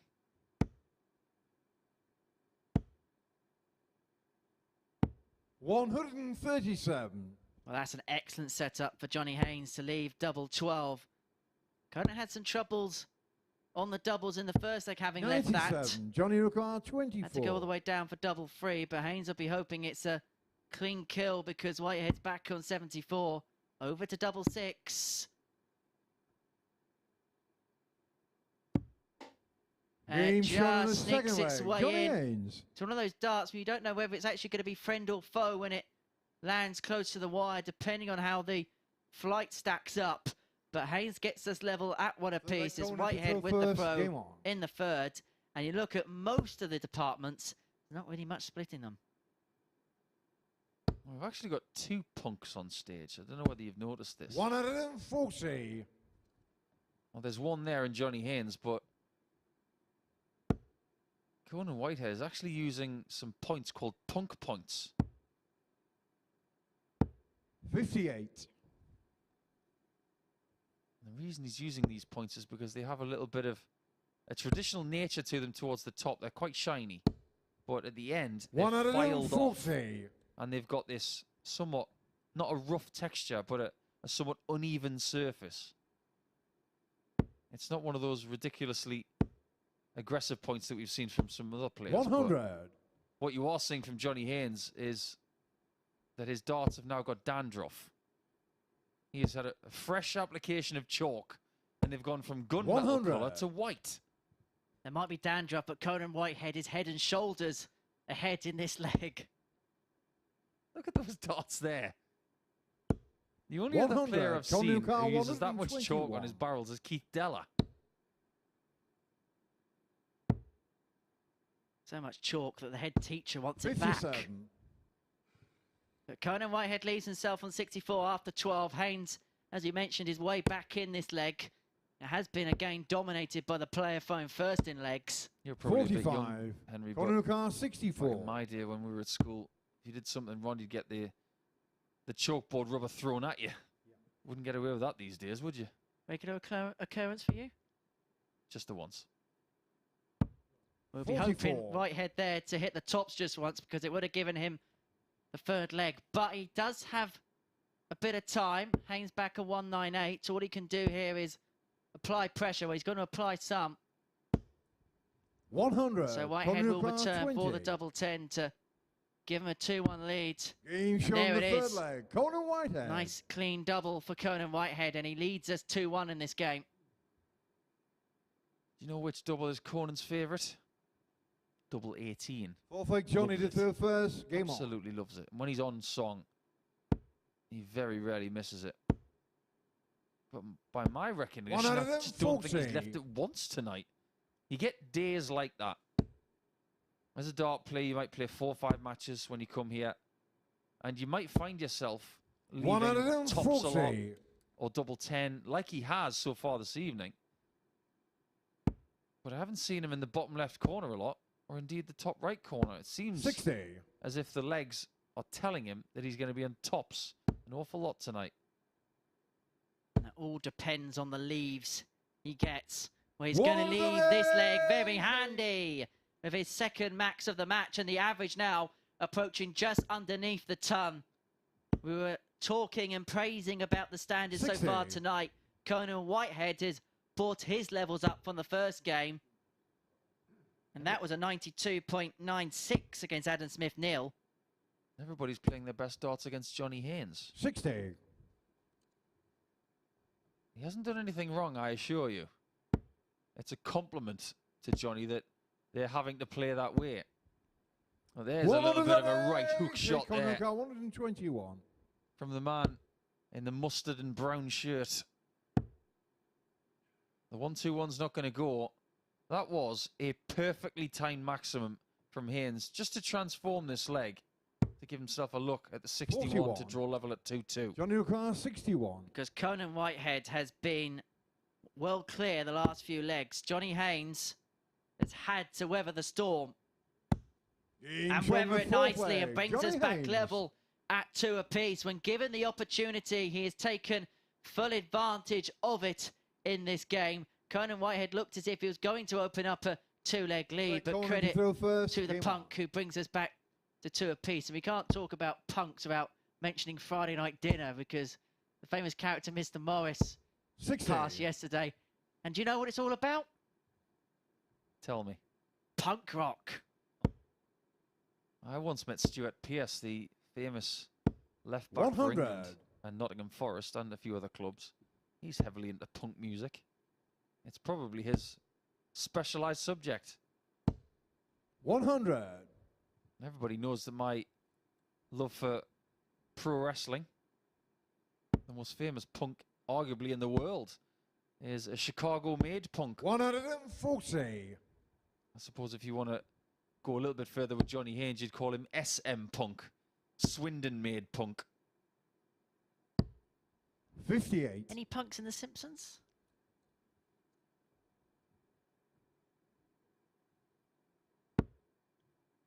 I suppose you would classify the criminal. 60. What's he called? The guy who has the red car until he goes to prison. I'll come back to you on that one. I can't believe I've stumped the asset on a Simpsons question. 99. Give me time, give me time. I know that the car was Little Bandit, but he was a British guy who used to rob the Quickie Mart the whole time. Forgotten his name. 60. He was called Snake. I'm not going to try and do his accent. I'm not that good. But Johnny Haynes has been pretty good last couple of legs. 140. But look at that. Johnny O'Carr, 141. Maximum pressure put on Haynes to get this shot. This is a great game. Both players are applying maximum pressure on each other, and in 60. turn Conor O'Carr, are forced to play their 44. best stuff at the big moments.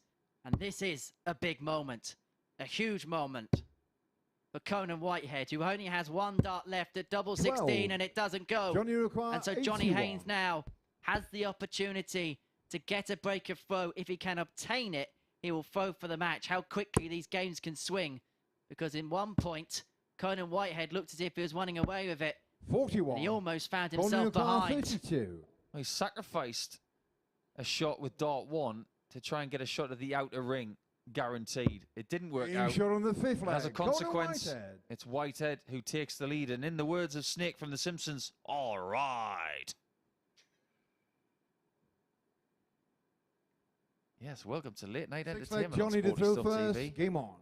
We love darts. We love entertainment. And right now, we're loving this game. Indeed 100. we are. We've seen all sorts of battles this evening. We've seen the brilliance of Conor Henahan in that 4-0 victory against Johnny Haynes. But over the last couple of games, we've seen matches that 81. ebbed and flowed. We've had different storylines and different narratives. And you don't know what's going to happen next. And that's what we love about live sports. 83. It only happens once. Isn't that how it's going these days, live sport? That's how it's being branded. 140. Well, one thing we have this week is a predominant amount of English dart players. Just to send you a little teaser 100. over the next 4 weeks, because you've got week 9, 10, 11, and 12 before we go to Champions Week. It's in mid-October. There's a few more players from 140. outside of England coming, and they're good. Oh, yes.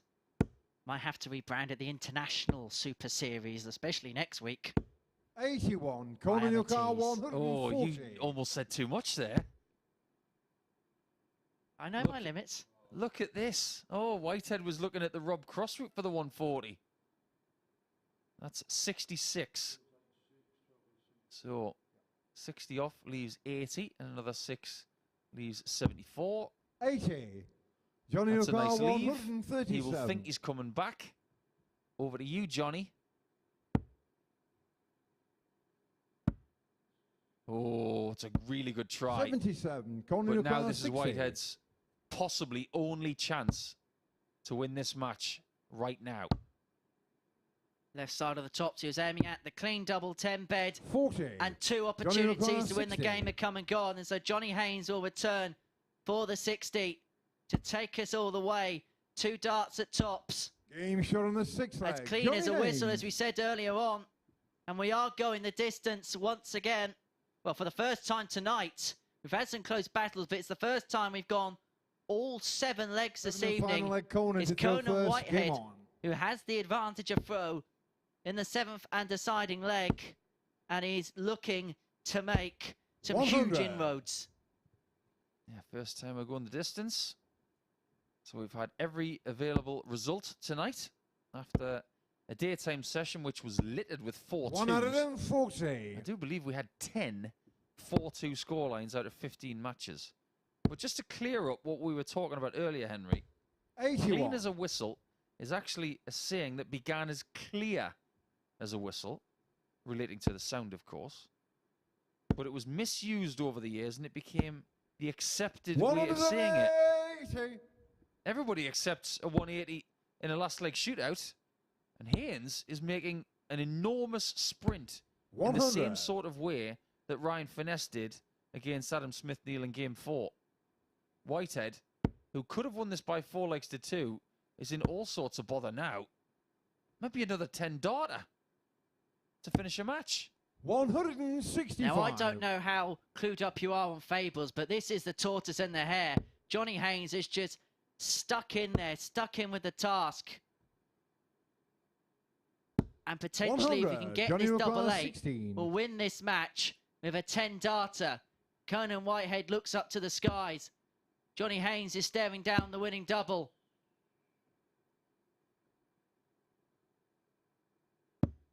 Game And shot gets on the winning match. double. Johnny Haynes. And Johnny Haynes beats Conan Whitehead by 4 legs to 3. And so it is he who gets onto the board and onto 2 points. 4 of our 5 players are now on the mark here in Group B. And that is how Johnny Haynes did it with an average of 90.14.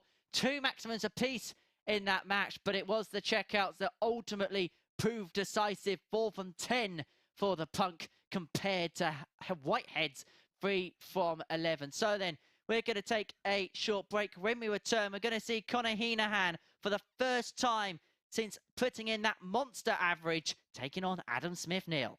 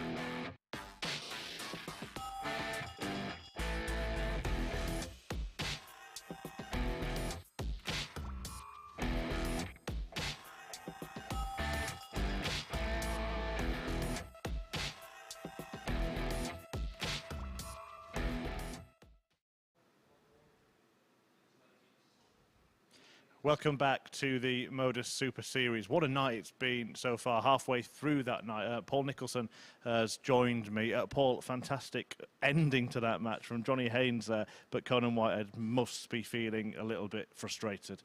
I think that's absolutely the case. If you look at what he's done so far tonight, he's averaged over 90 twice. He's come up with no points. But I suppose you have to take it as a compliment that people are playing some of their best stuff against you. His face, when Johnny Haynes hit the 165 to leave 88, was a picture. It was as if to say, why did you go and have to do this against me right now? I had the chance to beat you 4-2. He wasn't able to find the tops or the tens. But Haynes just sprinting to the finish like a prize greyhound. Yeah, both players averaging more than 90. The rest of the night, I mean, we've seen some stunning stuff, haven't we? The Conor Henahan 115 average, the 10 darter from Ryan Finesse. Really good. Probably maybe the best night we've had in this venue so far. It's not even finished yet, Murph. What could we possibly get in the second half?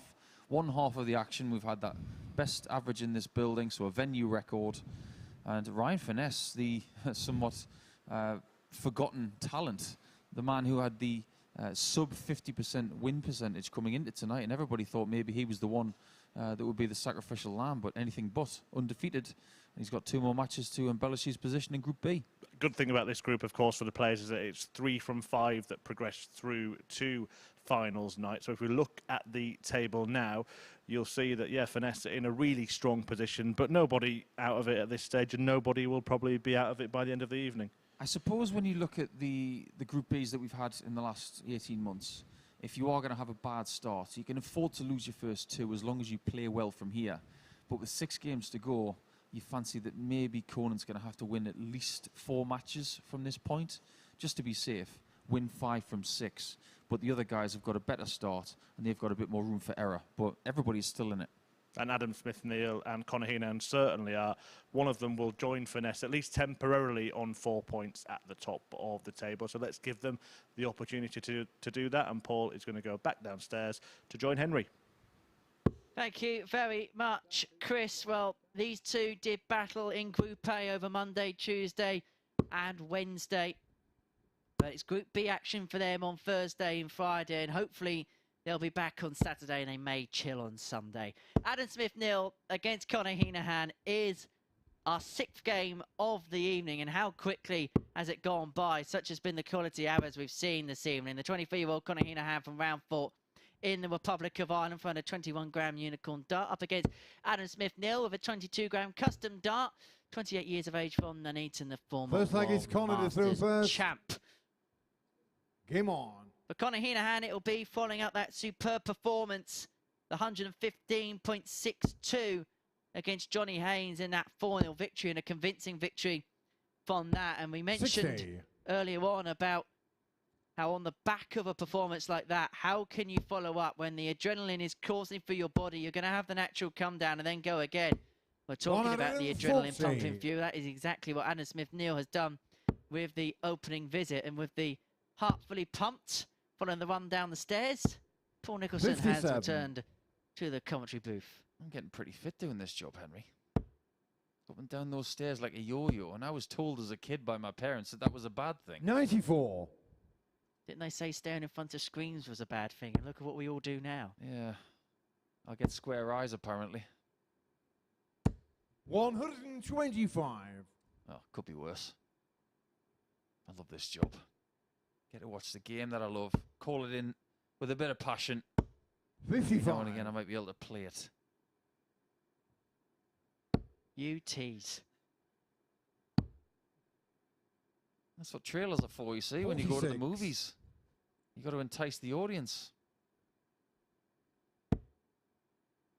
It will be Saturday night where we will reveal 85. next week's players. You don't want to miss that. And of course, you can actually attend the Saturday night finals if you so wish. Go to dartshop.tv 60. and you can Adam get Your yourself car 127. some tickets which are free of charge, as long as there are some left. So get your way down here if you want to see some of these players in action. 55. Andy Hamilton's already there, so Adam you Your could car see 153. Andy, former Premier League player and World Championship finalist, as he vies for his first weekly title. Conor Henahan, Game Double shot on the 18 first and he's at leg. it again. Conor Henahan. Somebody's given him a little bit of extra brilliant darts juice, haven't they? Because all of a sudden, he's woken up. He most certainly has. And Look look at at the Gallagher through celebration first. as well Game on. after he got the checkout. He is feeling it tonight. And sometimes, as you say, you just find the groove. You find the motion. 140. But credit to Adam Smith-Neale. He has followed in dart for dart.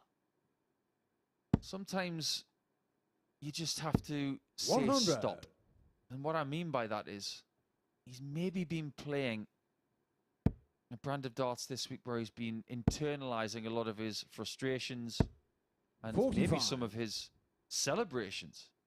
But now he's willing to let them out. It's working so far. Just keep it going. 84. Exactly that. But this second leg is up in the offing, a bit like the first before Henahan made the point with a 153. Incredibly, that was for an 18-dart leg. 58. At which point do we start calling him Conor Henahan? Well, if he wins 100. the group, we'll start calling him that. He does need a better nickname than Heno, though. Everybody take note. You don't just trim your name and stick an O or a Y on the end. Not enough. You need something a bit more creative. At least Adam Smith-Neale's got the big dog. Wherever that came from. Better than the Hoover that they tried to give me 134. last Adam, week your here. class Anyway, the 78. big dog wants the mid-range finish of 78. We'll discuss that in a second. 2 darts there for Adam Smith-Neale at double 12. 1 at double 6 to level us up at 1 apiece, 66. but it comes and goes. Conor Henahan, And Heno 83. will return for the 83. Will there be a reaction after these 3 darts? Double 16. 51. Oh, that was Adam, close. your class 12. Very, very close to the top left corner of that bed. Game shot on the second leg. Smith-Neale Adam survives Smith-Neale. at leg 2. He should have been 2-0 down. So, Henry, who was trying to call you the Hoover? So we had a poll last week. Needed a Like Conor darting to throw nickname first. Game because on. we're not going with personal nicknames. We don't go there. So Matthew Edgar in this commentary box as Conor Henahan kicks off the third leg with a maximum. Decided the name Hoover. That was the one that stuck. There was a lot of... But why? I don't know. The Arch was a 89. popular opinion. That makes sense. I like that one. This would be quite popular. If he can fill it up again. 180. Oh, you've got to be kidding me. I can't take the stress. Can someone just hit this 9-darter? 96. Conor Come on, Henahan, Conor. 141. It's all yours, Henry. We know the route. Steve Brown missed it early on today. But Conor Game shot on the third Henahan, leg. he's the Conor man Henahan. as he hits a 9-dart finish. The first of the MODUS Super Series. And look at the celebration. Look at the joy. It's been an inspired Adam night for to throw Conor first. Henahan as he hits a 9-dart finish.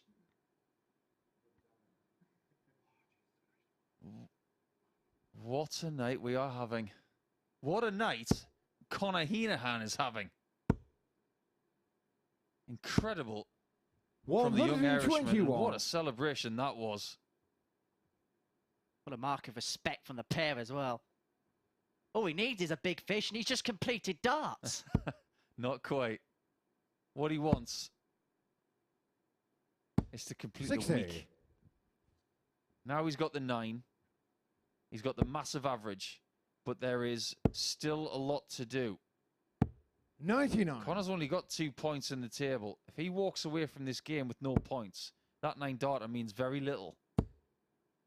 But he is continuing 140. where he left off. Steve Brown was so close to getting the first one in the MODUS 98. Live Lounge. And then a matter of how many hours? Maybe 12 hours since that attempt. 45. Henahan gets the first. Am I right in thinking that he did hit one in the previous venue? He did. He hit the first one this year against Thibaut 57. Tricol in Phase 4. Yeah, he's got 2 this year now. 1 in both venues. The first person to do that. And that is a very 140. exclusive Adam list of Yokohama, people who got 1 in 126. Southampton.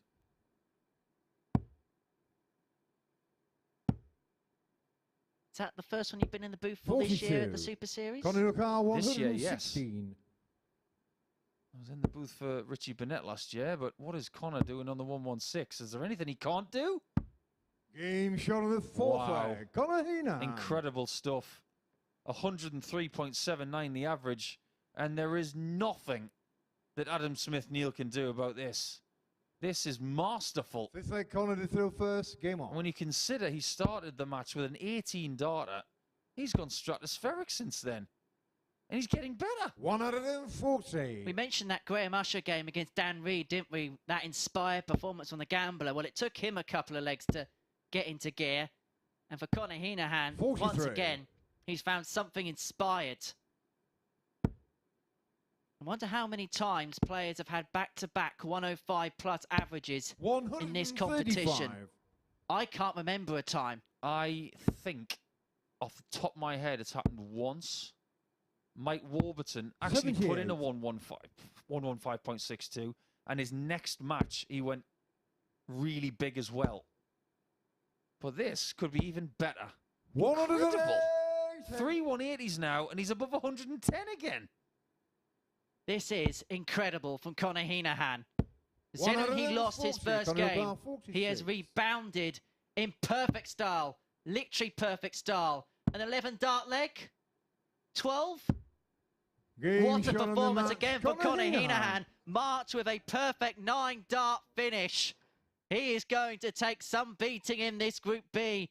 107.52 off the back of 115.62 in his previous match. 4 from 7 on the doubles. He was 4 from 4 in the previous game, but what's 3 doubles to friends? Fantastic performance from Conor Henahan. Nothing really Adam Smith-Neale could do. An 88.18 would probably win in most matches in this format, but he'll have to dust himself down, go again, and after the break, Ryan Finesse and Conor Whitehead, well, they've got some following to do again.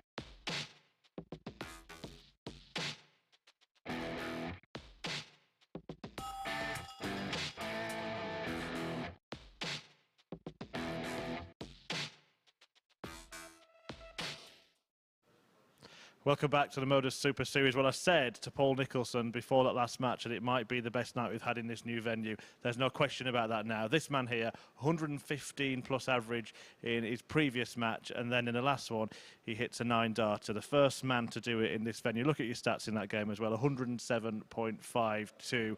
153 checkout in there. Just tell us, first of all, how it felt when that double 12 went in for the 9. In fairness, it was amazing. Like, I let out a massive roar. It's a pity there was no people behind me because it would have actually been better. But look, in fairness, look, thankfully I won the game in the end, because some people, like, if you do it, it just like ruins your game. But thankfully I got over the line as well, because Adam's a great player, and so I'm happy with the win. I know you were disappointed not to make it straight through from Group A after a really good day on Tuesday. Are you kind of glad you didn't now, because you're the first man to hit a 9-darter on that stage? It's hard to answer, because I'd still rather be through than having to go through this field of players, like, because everyone here, like, everyone this week can beat everyone. Everyone in this series can beat everyone, so it's just, look, I'm happy to get the win, happy to hit that again, but there's a lot more work to be done. It's not over yet, like, so I'm just happy to get through. Well, not through, but happy to get over that game. One in the old venue, one here. That's 2 9-darters on TV this year. A certain Gerwyn Price has got 4. Are you trying to catch him? Oh yeah, I'll catch him yet. And shout out to Gerwyn Price. I hope he's watching. I'll catch him yet for the years out. There you have it. Well, he's got more chances to do it tonight. So Conor Henahan at the start of the show so far with those 2 brilliant performances. After losing his first match, he's bounced back with style. And we're going to move on now to see Ryan Finesse take on Conan Whitehead and let Conor get back on the practice board for maybe another perfect leg later. Back to Henry and Paul. Yeah, thanks, Smurf. That was probably question of the week there, about trying to catch Gerwyn Price's 4 9-darters. And I love the reply there, Henry, from Conor saying, I'll catch him, I'll catch him. Love that confidence. And that confidence has been exuded tonight. Most definitely. And we said at the start of the evening, how is Conor going to react to the disappointment of yesterday? Well, there's your answer, and then some. But don't you love his mentality of, I'd much rather have qualified than doing what I needed to do through this field? That shows what kind of motivation that young man has about why he's here and what he wants to do. It's great getting 9-darters. It's great getting big averages. But they are in vain if you do not get the big prize at the end of the week. Conor Henahan would trade everything that happens tonight for a place in Champions Week. Absolutely, hands down. Because that is where the big money and the big prizes are. Of course, you want the personal accolades and the personal achievements. But ultimately, in your career, you are judged by the little silver bits you get in your cabinet at the end. One thing we do have to mention at this juncture is that Conor does not get a bonus for that 9-darter, because the £1,000 bonus, which is running right now for 9-darters, is only applicable in Champions Week. So, sorry, Conor. You're going to have to get there and hit another one. 85. Don't mind if he does. But Conor Whitehead's in that position again where he's got to follow up something spectacular. 77. Conor Henahan. And just look at his schedule tonight. I actually bumped into Conan maybe 15 minutes ago, and he said, how have I not won tonight? I didn't want to be honest with him and say, well, you did miss 2 match darts against Johnny Haynes, but full credit to Johnny, who had that brilliant 12-darter at the end of their match. People have played well against him tonight. Now he's playing against the undefeated Ryan Finesse, and he's got Conor Henahan to come. It's as if he's been thrown into the melting pot, and it's just going to get hotter. 21. It doesn't get any easier at all. He must have been looking at it and thinking, what now? What next? I'll tell you what next. 130. 102 left for his opponent after 12 is a sign that Finesse is not in the mood to relent. 140. Well, it's been a night so far, absolutely littered with quality. Are we going to see yet another ton plus out? Very much so now. Picks the route of double 16. Picks his double, gets his double, and that's some way to start. And look at Conan Whitehead's face. He just cannot believe what's going on. Everybody is playing well against him, and he's wondering why. Trust me, this is not personal. Like Conan to throw he's a very popular character. But it really does seem Like everybody's turning up against him. Maybe they know, Henry, that he is 100. the most prolific winner of weekly titles in this group. He's got 3 in the last 18 months. He could have had more. So maybe they 85. see him as the benchmark, the person who is the biggest threat. Most likely and most probably. And of course, Conan has form so far 100. in this stage, in this phase. He took part in week 2, as we mentioned. Finished 3rd in that week, which was won by Chaz Barstow, who we will see back here in the middle ends of October for the big 40. check and the big prize. Yeah, that was a really interesting week, wasn't it? Won by Barstow, over Mike Warburton. Whitehead was 3rd. Jared Cole was 4th. 100. Scott Walters, who is leading Group C on 10 points, he was 5th that night alongside Paul Hogan. 100. What a week that was. It really was a great week. Someone like Ryan Finesse, he's on his 2nd chance. He was 4th in week 3. 140. I'm not going to sing it, but it is now or never. What, from Bon Jovi? That cost us the Super Series quiz last 85. night. Corner car 61. Yeah, we haven't got a 100% record this week. Only a 50%. Well, it's better than 50%, isn't it? 43. Oh, it's a big miss. But he will be back. And we've mentioned about certain players today, Henry, and their proclivity to split shots like 18. You just wonder what Whitehead's going to do here 60. Corner now car that 18. Finesse is on a finish. We sense there's only one MO, and it's this one, to go straight for it. He's getting closer, 9. but Manual further car away with the last. 131. He was getting hot, getting hotter, and then he went cold. And Ryan Finesse now on 131 for a breaker throw and a pinch your pocket leg. Isn't going to go this time, but he'll want to get a treble here to become an 57. interesting Corner car party because 9. Conan is only going to get 2 darts at double, and the double is double 4. Now double 2, 5. and now it gets Manual interesting. car 74. Conan has missed 7 darts at double in this match so far. 42. Ryan Finesse has missed Corner his first car 2. 4. Because in leg 1, he was perfect. 7 visits each. Madhouse. 2. Manual car That 32. will not please him at all. That's a bit of an understatement. Finesse for an 8 visit. Break of throw. Double 4. 24. Corner you require 2. Who's going to get it? And we still go on. Game But no shot on the longer. second leg. Conor Whitehead. Conor Whitehead gets the leg in the end. It's a leg that he should have won. He does win, and he would have been incandescent if he didn't. Like I mentioned to you earlier, Third leg round to throw first. he was Game wondering on. how he hasn't won a match yet tonight. He's got that incredible grin in the background. Well, maybe his route to victory is to win ugly. 140. Instead of playing well and showing his opponents what they have to do to beat him, maybe getting involved in a bit of a scrap is the way to go forward. 180. Well, that's not the way to go, Conan, if that's what you want to do. Well, for everything good that Conor Henahan's done tonight, 92. 2 points is 2 points no matter how you get there. Oh, no. That's one thing we haven't had yet. 125. 2 9 daughters in the same session. Have we had 2 in the same week yet? I don't think we have we? I can't remember one. We've definitely had more than one in the same phase when we were back in the 5-week 40. cycles. Okay, so that's the target. Come on, lads. We want another 9 before the end of the week. We could have had 2 today. 52.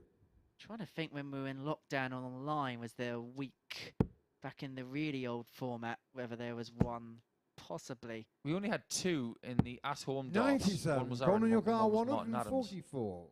And they weren't hitting the same week.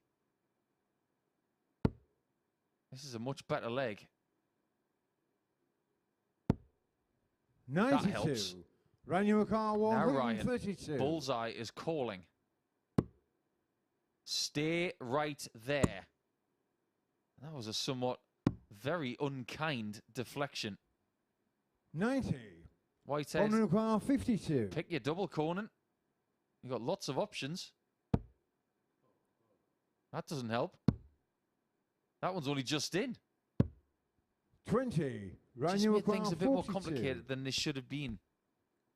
Chaotic is probably the right word, and he may now find himself 2-1 down. 10. But he's going to return, and this time it's for a break. And now it's Ryan Finesse who are passing the opportunities by. He's had to move all the way across there, Paul. Game shot on the third He leg. did it really Conor well. Whitehead. If there is such a thing as a darting cha-cha slide, that was perfectly executed by Conan. Still think there's something in this, you know. He's averaging Well played, Conan, to 77 throw right first. now, as Game on. Conan, as is his opponent Ryan. Against Adam Smith-Neale, he lost 4-1 with a 92.96 average. 60. Against Johnny Haynes, he averaged 91.8. He's 14 to 15 points less than that, and he's winning by 2 legs to 1. 58. Funny old game. Funny old game. Is there an echo in here? 60. Can you imagine the sound effect of the dart hitting the board if it had an echo boom? Like the soft tip boards you get in the Far East. Whenever you hit the bullseye in one of 45. the electronic boards in Japan, it goes like that. I love those noises. Imagine the paint of FUD on them. Oh, imagine 100. Liam mixed 27-gram darts hitting the board. Like somebody dropping an anvil. 125. Ryan almost dropping it like it's hot there.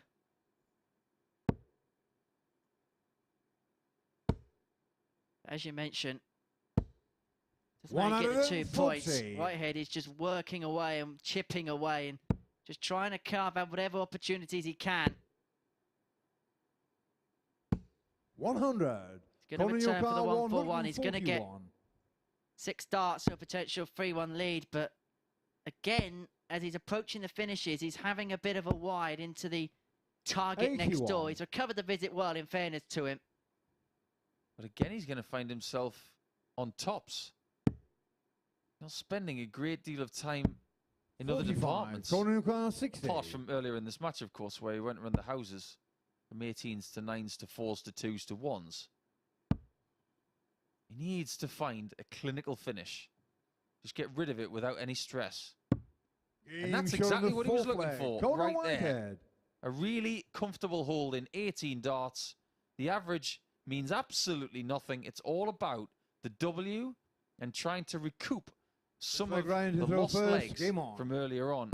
His leg difference currently stands at -4, which is the worst in this group. But he's got this game in 81. hand on the likes of Henahan and Adam Smith-Neale. So far, he's using it well. Our good friend and colleague Chris Mason says 100. you don't write averages on trophies. And this would be the case apparent here for Conan Whitehead.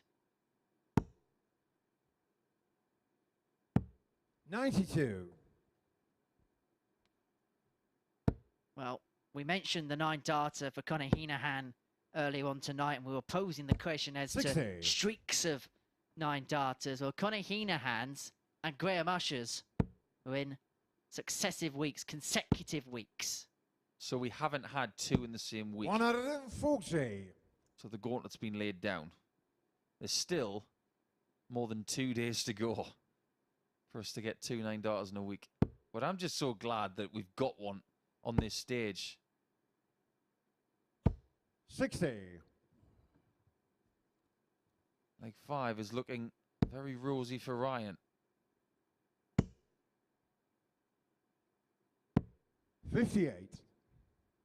This is where a maximum comes into it. Conan's the only one to get one in this match so far.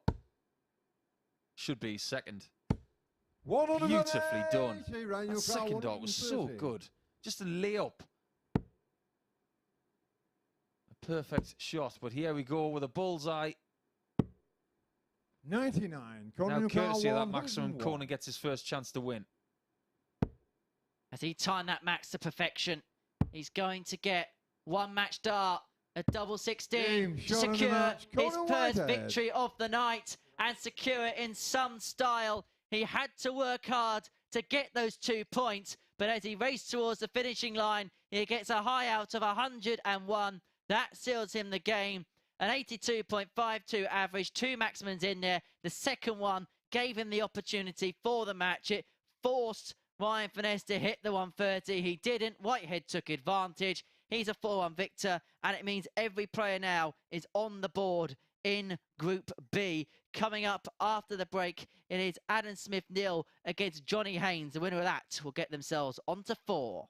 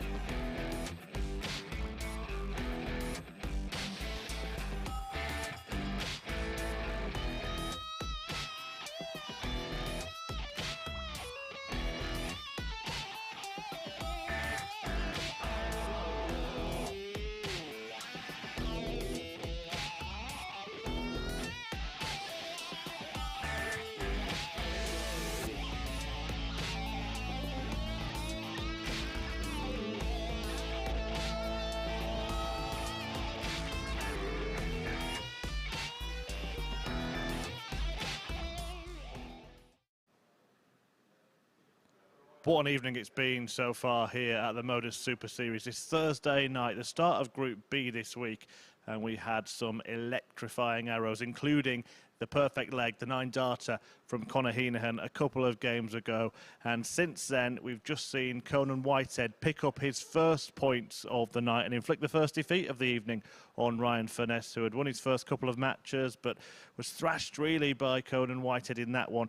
And he hadn't done too much wrong in the games that he'd lost earlier, but a brilliant 101 checkout to seal victory there for Whitehead. Everybody now off the mark in the Group B table.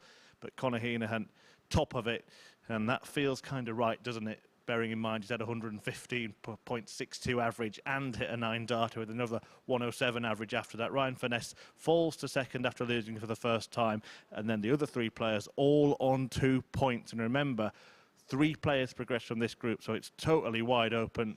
and all will be to play for tomorrow and indeed for the rest of the evening. Now, the next match is Adam Smith-Neale against Johnny Haynes. Only one meeting on record between these two players. That was a European Tour qualifier 6 years ago now. It was won by Haynes. Smith-Neale's had to wait a long time for revenge. Will he get it? Let's find out with Henry and Paul. Yeah, thanks, Murph. What a night we've had. So welcome to Friday morning. Just after 12 local time. And it's time to see if Smith-Neale can get revenge for that match from 6 years ago. Haynes, who started his campaign with a 4-0 loss, of course, to Conor Henahan with that massive average. But the way he was able to take out Conan Whitehead in match 5, that deserves a lot of credit. If you're Adam Smith-Neale, what's the mindset now? You're the player on the wrong end of that incredible performance from Conor Henahan. He didn't really do much wrong in that game. How do you now reset going into this one? I'd be thinking get a win quickly, because this group is starting to bunch up something rotten. Murph's just mentioned that everybody's now got points. 3 players have 2, 2 players have 4, and that's not going to change much in this game, because after this we are guaranteed to have 3 players on 4 and 2 on 2. But I suppose First leg is Adam Adam to Smith-Neale throw first.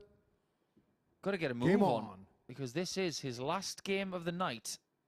He could find himself at the bottom of the table come the end of the night if he doesn't get a move on. He could find himself adrift from the rest of the pack. 71. You're making their moves very, very quickly in this group. Things have changed really swiftly tonight.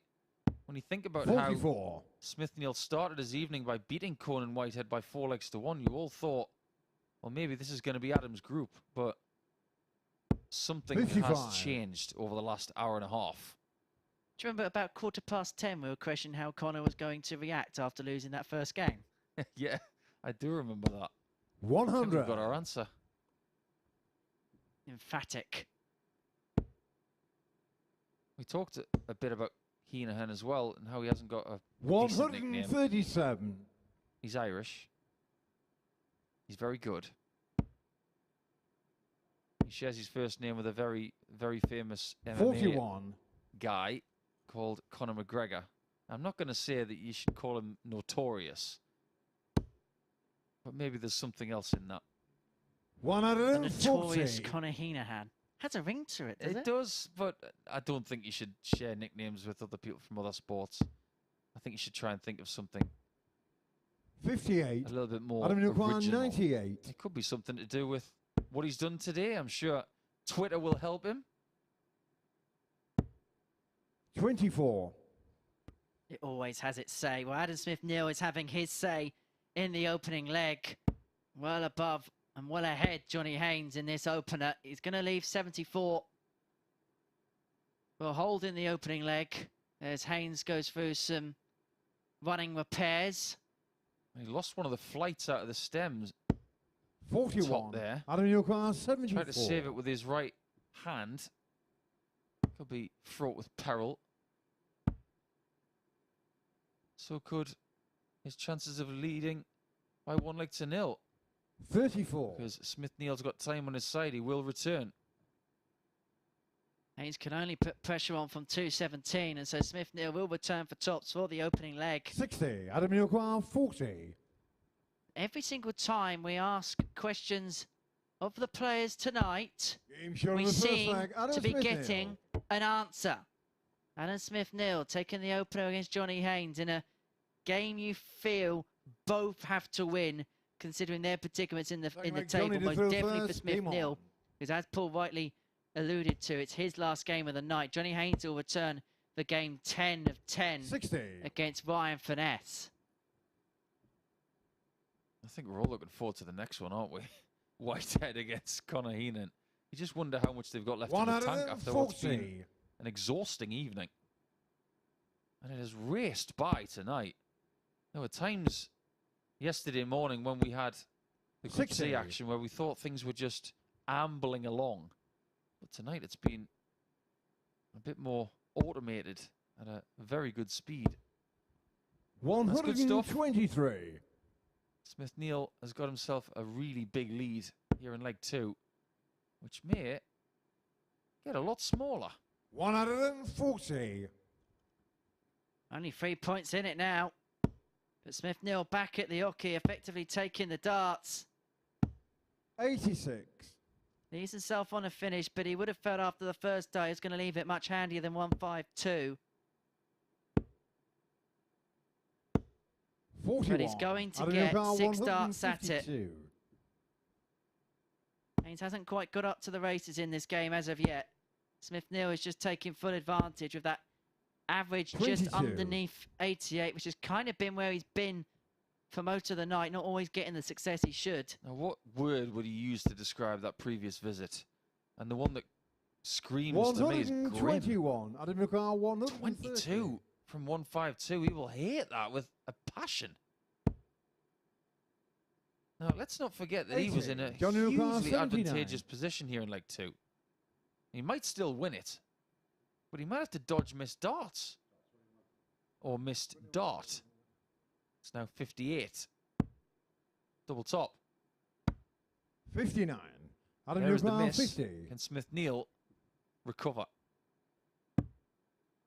Double top. 10. Huge moments. Johnny Newcar, And Smith-Neale 20. has missed 2 for the leg when he was well clear. And Johnny Haynes now has 3 clear darts at double 10. He's on the And he second gets the leg. double Johnny 10. Haynes. And the crucial visit there was the 22 for Adam Smith-Neale. When he wants to put a blank space through that now. He wants to shake it off as we enter leg 3, where Smith-Neale has the darts. First. Game on. Out comes the chalk for Johnny Haynes. Seemed to work in the previous match. 100. I never used to like playing against players who used chalk on their darts because I never wanted chalk on my hands. Whenever a player like 96. Johnny would have chalk on their darts, sometimes it would imprint on the board, and when I was retrieving my darts, I'd get chalk on my fingers, and I couldn't stand it. But what he's 44. done, somewhat respectfully, I might add, is he's put chalk on the top of the barrels, not towards the bottom where the points are. So he's not imprinting the board with the chalk. 41.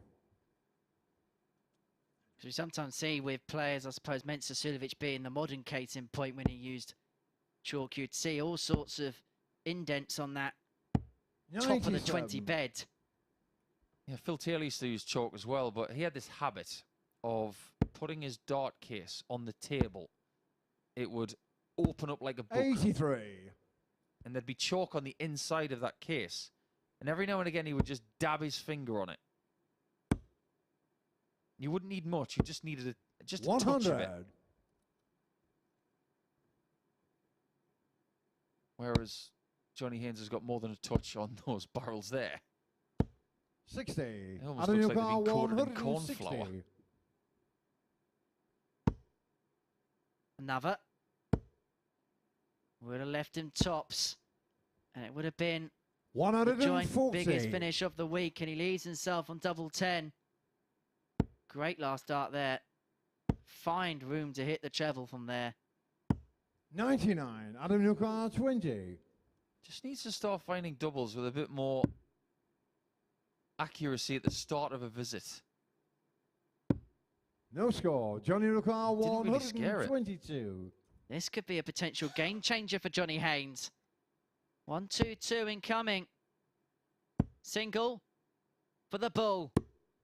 Oh, that's a huge moment. Johnny Haynes. Huge moment for Johnny Haynes after Adam Smith-Neale missed 3 darts at double 10. And it is a break for the punk, who opens up a 2-1 lead. Like Johnny to throw first. And Game Adam on. Smith-Neale, in a game you sense he must not lose, is going to have to try and win it from behind. 100. He should never have lost that leg. Right now, his gut is going to be writhing. 140. Great response. But is he being tested tonight or what? Started with a 4-1 victory. After that, a 4-2 loss to Ryan Finesse, who was very good against him, averaging 95. And then that ridiculous game, or one of two ridiculous games from Henahan. 140. But the ante has been upped. Both on 221 after 6. And if Haynes is going to find that same sort of range that he found in his final leg against Conan Whitehead, Smith-Neale's got a lot of problems. And such has been the action tonight, you'd imagine the players are going to struggle to sleep. Such has been the adrenaline and the emotional roller coasters that they've been through over the course of the evening. Ordinarily, what we find with Group B action on a Thursday is that things finish up around 1:15 in the morning. I wouldn't be surprised if these guys don't get to sleep until about 4. 41. But the good news is they don't have to come back here until maybe 7:30 later on tonight, so they can have a nice lie in. We're back at about 8 o'clock tomorrow morning to prep for Johnny Ricard, tomorrow's Group C action. Yep. I'll be here just before that. Looking to see if Lee Shewan can get to the top spot, where Scott Walters currently heals. 85. Adam Ricard, 160. He'll be hoping to hail the 160 again, Adam Smith-Neale, but he doesn't trouble it one single bit, and Johnny Haynes is going to return to 82. And how quickly this game has changed. And it's all on that 1-2-2 finish. It's the bullseye again for the double 16. 50. But he's missed those 40. 2 darts to go 3-1 up. Oh, that was close. As soon as that bullseye was hit, Adam was thinking that's leg over. Game shot on the the leg is over in Adam his favour. Smith-Neale. This is one of those yo-yo games. You've just got no idea what's going to happen next. Believe it or not, we've only had one game go the distance tonight. That was Haynes beating Whitehead. First. Game on. So much drama on Thursday night and Friday morning. You just can't believe that only one game has gone the distance. Maybe that's going to change in this one. 78.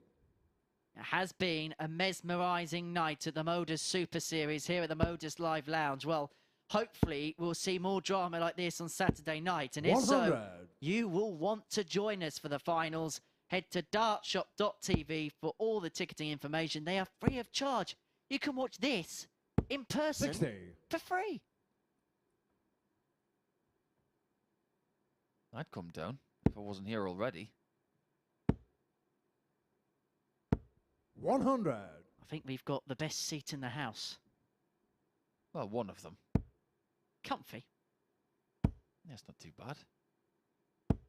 100. It's not very comfortable up on that stage right now. It's decidedly prickly. Especially if you're Adam Smith-Neale, because he's the one who's got this match and this alone. Johnny has got the same points as Adam. 99. If Johnny we look at the Ricard, best possible scenario 161. for Adam, he could walk away with 4 points. But Johnny can still walk away with 6. Could be the biggest finish of the week.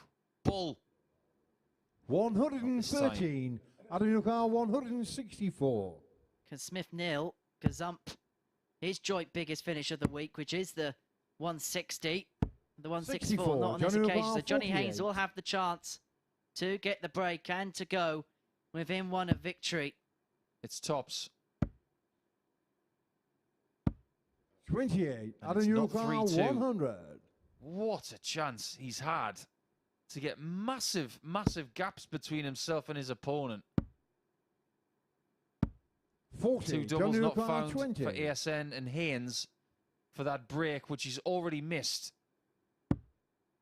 Double 5. Oh, he splits it. Game shot on the It fifth works. leg. Johnny Haynes. That works really well. Smith-Neale in a lot of bother in this group now, because now he has to find a break of throw. Otherwise, overnight, he's going to be sitting on 2 points and possibly 6 leg. at the Johnny front to of the throw table. first. Game on. If you're going to gamble, gamble right. And that's exactly what Johnny Haynes did. He decided that he wanted one crack at double 4 instead of the 100. 2 at double 5. He did so. He was successful. And that is why he is on the hill against Adam Smith-Neale. 93. It's got a bit of a ring to that, hasn't it? It has. On the hill with Adam Smith-Neale. That might be Kate Bush's follow-up single. 55. Oh no, don't go there. Stranger things have happened though.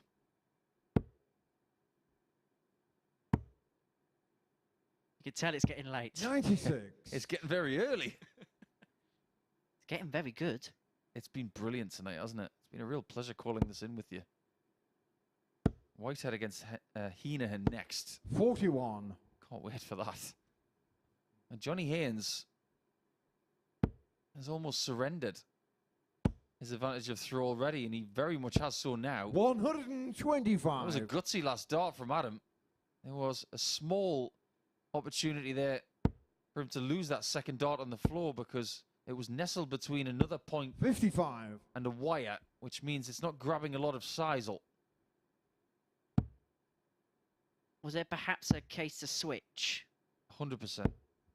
98. Just got to be a bit more flexible in using the different parts of the board and understand how your darts are sitting.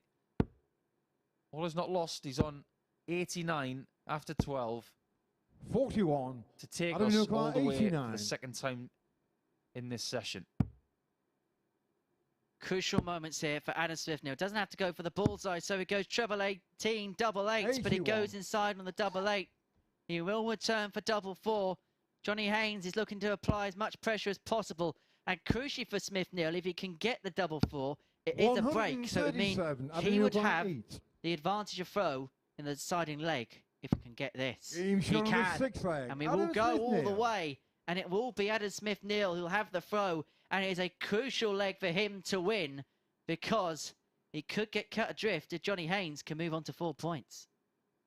7th and What final is it leg. we Adam keep to saying, throw Henry? first. Game on. Win big, lose tight. Indeed. That's magnified in this group as well. There's only 76. 8 games are played for each player. As far as tight games are concerned, Johnny's the king of that tonight. He's the only person who's been involved in 137. both 4 threes. This is the biggest leg, in my opinion, of Adam's week. 45. As you mentioned, leg difference comes into play here because it's 3 players that go through. And we see further down the table with less matches that come into play. But Adam 44. Smith-Neale will not care about legs. He just wants to win this one. Just get the 2 points. Get out of here with 4 on the board. And it's hard to forget that he won his opening game 81. against Conor Whitehead 4-1. And at that point, we thought the 3-1 bookmakers' odds at the start of the night to win this group looked quite handsome.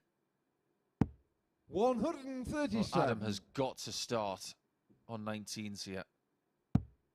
Showing his intelligence, you have to do that. 139. That's brilliant. That is so good.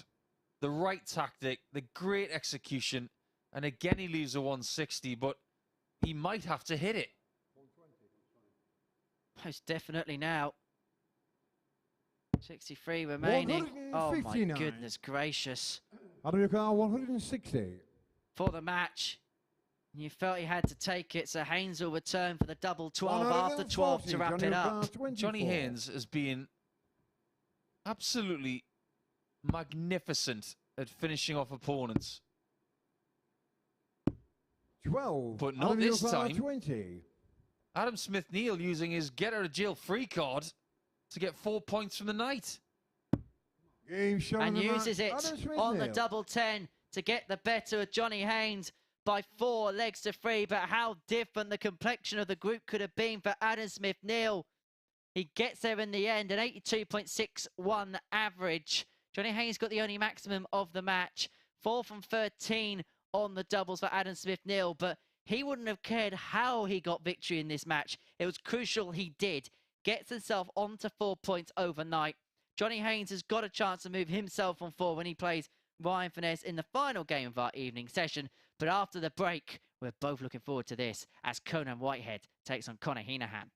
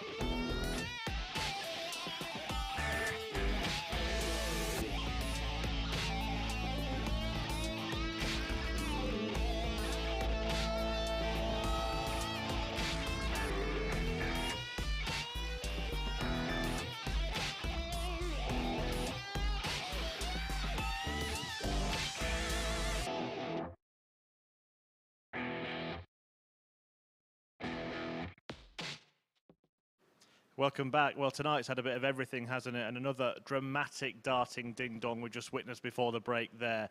Adam Smith-Neale getting out of jail with that 4-3 victory over Johnny Haynes after the punk had missed 3 darts to win it in that last leg decider. So Smith-Neale doubles his win tally for the evening, bookending his night with a couple of victories and ending up on the first night of action in Group B with 4 points in the table, level with Conor Henahan and Ryan Finesse, who still both have a game to play. Conan Whitehead and Johnny Haynes also do. They have 2 points each. There is a possibility, of course, that we could see everybody end up on 4 points at the end of the night. Well, so then into the next match, and it is that match between Whitehead and Henahan. Conor Henahan, what an incredible evening he's having. An average of 79, an average of 116, and then a 9-dart finish. What is next on the bingo card for him? What's left on it? Well, eyes down, look in for game number 9, and that's a pretty apt number for this evening, isn't it? It's what cloud Conor is on and what cloud Henry and Paul are on as well. Never come off it, have I, Paul? I don't think you have. Fair play, but what is left in the tank for these two? But I love what Murph just said. That possibility of all 5 players being on 4 points. I've just had a little duck into the production area to ask some of our staff about that. And I've been confidently told that where we've never had it before, where it's been 4 points for all players going into day 2. So over to you, lads. Can you do it? It's up to this guy from Raynham to get 2 points, and then Johnny Haynes against Finesse. And then we could have a completely symmetrical group where the players will be separated only by leg difference. But Henahan, the 23-year-old, he might be First on leg cloud is 9, Conan but to his throw job first. is not Game on. anywhere done yet. Exactly that. And there is a brilliant statistician here at the Super Series who does a brilliant job, gives us everything we need. He will hate the idea of all 5 players on 4 78. points tomorrow. Yeah, that's an Abacus United game. But first and foremost, let's talk about Henahan. Chris Murphy mentioned the start to his night with an average of 78. 22. I've just done a few quick calculations. He's averaging 100.62 for the night. And he's got 52.6% on his 58. doubles. That's a pretty good evening. Check. 44. But he's not finished. He's still got 1 more match to go. And if Whitehead walks away tonight with 4 points, he'll be jubilant. Because he ran into 2 steam trains earlier. 45. And his leg difference is not the worst. That currently sits with Johnny Haynes at -4. A win for Whitehead. And he will be 41. in the top 3 going into tomorrow. And imagine after all that he's done, Conor Henahan only finishes on 4 points. Could you imagine? 100. It would prove his point when he was speaking to Chris. 9-darter was great. Big average, great. But you would swap it to be in the top 3 or even qualified already. Here comes Whitehead. 180. There goes Conan and first 2 a finish. And I think Conor's got a really good mindset, hasn't he? We've mentioned that Conor tonight. Henahan 158. There's a possibility with some players they could get carried away on the crest of a wave.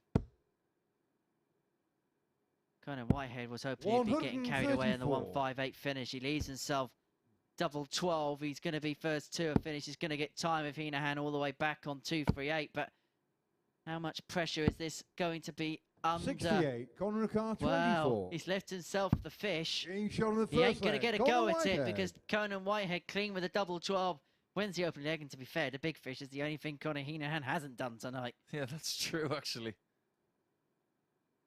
Second leg, Conor to throw first. Game on. He's got the 9. He's got the best average in this venue. And we do keep those kind of records. That's the 51. equivalent, you could say, of going to a Diamond League meeting in athletics and having the fastest 100 meters in a place like Lausanne. One of the most 22. famous venues for athletics in Europe. And people are proud of records like that. It's like the Elmsley Car Mile, do you remember that? 100. Steve Cram was very, very proud of the fact that he broke that record.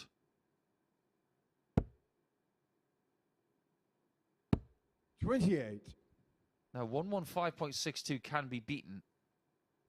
The likes of Kevin Finesse, Dan Reed, Chaz Barstow, and Jason Askew. 140. And Boris Koltsov in 2020 beat a 115.62. So it can be done. 58. But I really want to see somebody break that 120 mark.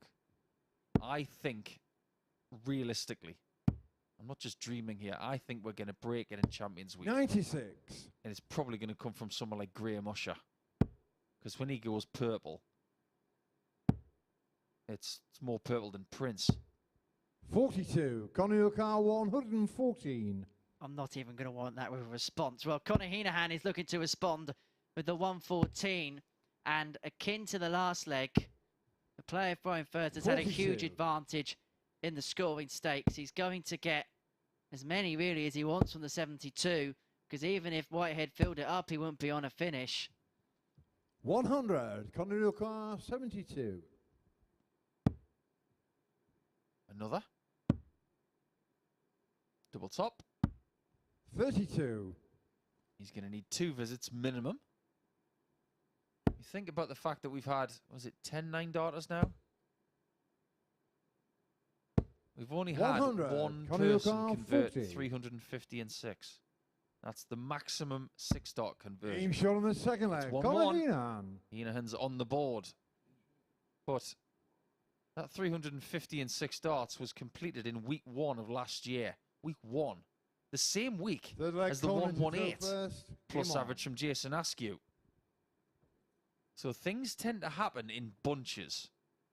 So now that we've got the 9 from Conor and the big average, I'm going to hang my hat on the fact that something else is going to happen before the 100. end of the week. Something very special, hopefully. Now, in the last game that Conan played, I posed you a question, didn't I? About 40. Dartford and their famous assistant manager. Any closer to knowing who it is, or do you want to hazard a guess? No, I'm pretty much like St 125. Andrews Fairway from 2022. I'm coming up dry. Martin Tyler, the famous Sky football commentator. Ah, 100. isn't he a vociferous Manchester United fan? Supports Woking. Ah, I got that wrong then. Don't believe everything you read. 121. Yeah, been around the non-league circuit quite a lot. Took over in the summer at Dartford, assistant to Alan Dowson. Doing okay in the National League South. 85. Conor Henahan 155. Well, Conan's going to go south here on the 155 and hit the chopper with the 139. first dart. And that's set up beautifully. Double 8 after 12. Considering where he was in leg 2 after 12, this is a little bit better. He was around a 134. Conor Henahan 351 16. after 12 darts on the last Game leg. shot on the third leg. And in Conor 13 darts, he's Whitehead. got nothing left. What an up and down match he's having. The approach play in this game has been absolutely spectacular in points. Fourth leg, Just Conor been the throw opening first. few Game bits on. which have been a bit mucky for the players. That's a good word. I like that. 60. Mucky. It's a bit like coming in from a walk with the dog where everything's just a bit mucky and your boots just feel a bit heavy. 94. Awkward. Getting used to them in this weather. So it's just begun. Middle of September. We probably won't have any decent weather again 100. until mid-March. Good darts weather over the next 6 months. What I would say is get the popcorn, whatever you want to 140. watch. Get your favourite socks on in front of the fireplace and just sit back, relax with a cup of cocoa. Oh, and- that sounds too idyllic. You're probably too young to know a guy called Val Doonigan, who was a very famous 140. Irishman. He had some horrible jumpers. He was noted for doing things in front of the fire. Look at this. Conan's almost on fire. 125. Catching fire at the white points in the leg. 91 average for Whitehead. Henahan, 81.33. 105. Below what we've Conor seen the Henahan, last couple of 142. games. So Whitehead for the break of throw and a 3-1 lead. That's laid perfectly for a second, but decided to go for the bull. 102. Conor, your card, Over to you, Conor. 96. You're going to need this. Oh, the 2 double 19s route. 40. Don't mind that effort Conor, at all. your card, 40. But he's in bother now. Whitehead should hit this. Game And shot he on the does hit it. fourth leg. Conor For a Whitehead. 15 darter on the back of a 13 darter. This is a really good sprint from Conan. Only one more leg required to get himself on 4 points. This leg, Conan And to throw confine the brilliant Henahan to Game on. only 4 points for the night. You mentioned athletics a couple of legs ago. It's the proverbial version of the 10,000 meters. He's doing all the work around, and now he can hear the finishing bell 140. towards the last lap. And now he's trying to put the afterburners on, trying to make that sprint to the finish against Henahan, who got out the blocks brilliantly 99. in games 2 and 3 of his evening. But as he comes towards his proverbial bell, just cannot find anything in game 4. Who's your favourite? 140. Oh, Because good one question. of mine was a 10,000 meter runner, Haile Gebrselassie of Ethiopia. What a runner! And what a great 83. interview he was as well. It was so full of joy. Loved watching him being interviewed by certain broadcasters. 91. See, I grew up in the age of Farah, Bolt. That's some good I ones. go so much further back. Cram, Co, Ovett, 95. all the Conor, your field card, event guys like 130. Buckley, Mick Hill, Tessa Sanderson, Fatima Whitbread. I do like watching the 58. javelin because I'm a big fan of watching people throw things. Do you like the hammer throw? Well, we're going to see the hammer throw on Saturday night, and the battle is here to see who 57. will join Conor, in. your card, Conan Whitehead 72. can put himself onto 4 points if he can convert the 72. That's not a bad miss, that. At least 45. That doesn't. 40. It left that. Conor, your card, 167. Averaging 81. Seems to have run out of juice. 131. Conor, your card, Well, 32. this would be the perfect remedy for Conan Whitehead.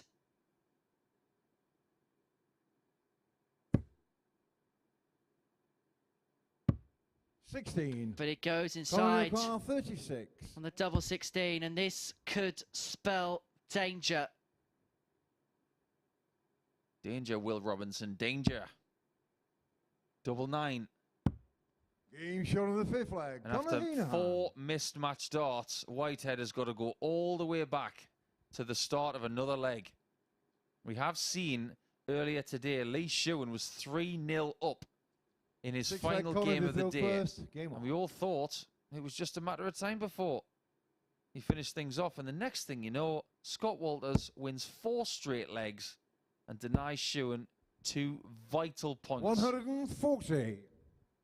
And Shewan did miss match darts in multiple legs. Conan does not want to befall 100. the same fate. It's not like other sports where you're still in an identical position and you can have a second crack at it. You have to go all the way back to the start, 180. and things can change in an instant.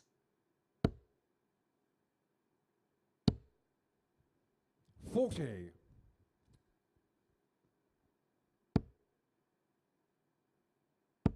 So Henahan, 100. 81 points away from taking us all the way to a deciding leg. 56. We're Conor seeing Henahan, big 81. moments here in Group B unfold before our eyes. Doesn't have to go for the bull with Whitehead all the way back on 305. It's the equivalent of Max 41. Verstappen in pole position compared to the Alpha Tauri of Pierre Gasly, who's probably about a minute and a half the other side of the road. I think you've lost me the last 10 seconds, 140. Henry. Conor Henahan, 40. I'm not up on the Grand Prix stuff as much as you are, but Henahan's up for this. Leg 6. Double 10. Game shot on the Big sixth time leg. shot. Conor Henahan. We're going the distance for the 3rd time tonight. And I suppose we have to mention that even if Henahan does not win this last Conor leg, to throw first. Game on. at least he has limited the damage, because with all of these players tightly packed, leg difference has got to come into play at some point in this group. It has to. 58. You'd feel it's a guarantee, the way things are going. But you sense that the end of this leg could see a seismic swing in 96. the way we're going to look at the table tomorrow. Victory for Henahan would put him on to 6 points. That would give him the opportunity to go outright top. Finesse can also get on to 6 if he beats Johnny Haynes. If Conan Whitehead wins, well, anything is possible come tomorrow night. Look what Henahan's doing. 140. Exactly what Whitehead has dreaded ever since he missed those 4 darts for the match. Should have won this comfortably. And he didn't start 19s on 303 with an opponent slightly ahead of him. Is that a tactical error? I have to say yes. Surely, at this point in the game, you play it as safe as you possibly can. Has to go upstairs now, Conor Henahan. 60 to leave a finish of 167. 58. You sense they're both tight now. You sense the magnitude of these next couple of throws is coming into play. Well, to win a match earlier, Conan Whitehead went 60. 281 and 6. 180 followed by the 101 checkout. He's not going to take this mid-200 score in 6. He's needing mistakes from the Irishman. 83. Mistakes that do not come. Got to find something. 100. That Conor Henahan, is just about enough, but 124. only if Henahan misses this. For the match, to put him on to 6 points, to put him top of the group. 1 dart of the bullseye, shot on the and match. it goes Conor for Conor Henahan. Henahan. And what a night he has had here in Group B. It's an 87 average this time, but let's reminisce on what a fantastic evening we've seen from him. He had an average of 115.62, 4 out of 4 on the double against Johnny Haynes, the 107.5 and the 9 dart leg against Adam Smith-Neale. But the reason he's top of the group for now is that 4-3 victory in a deciding leg with that clutch 1-2-4 against Conan Whitehead.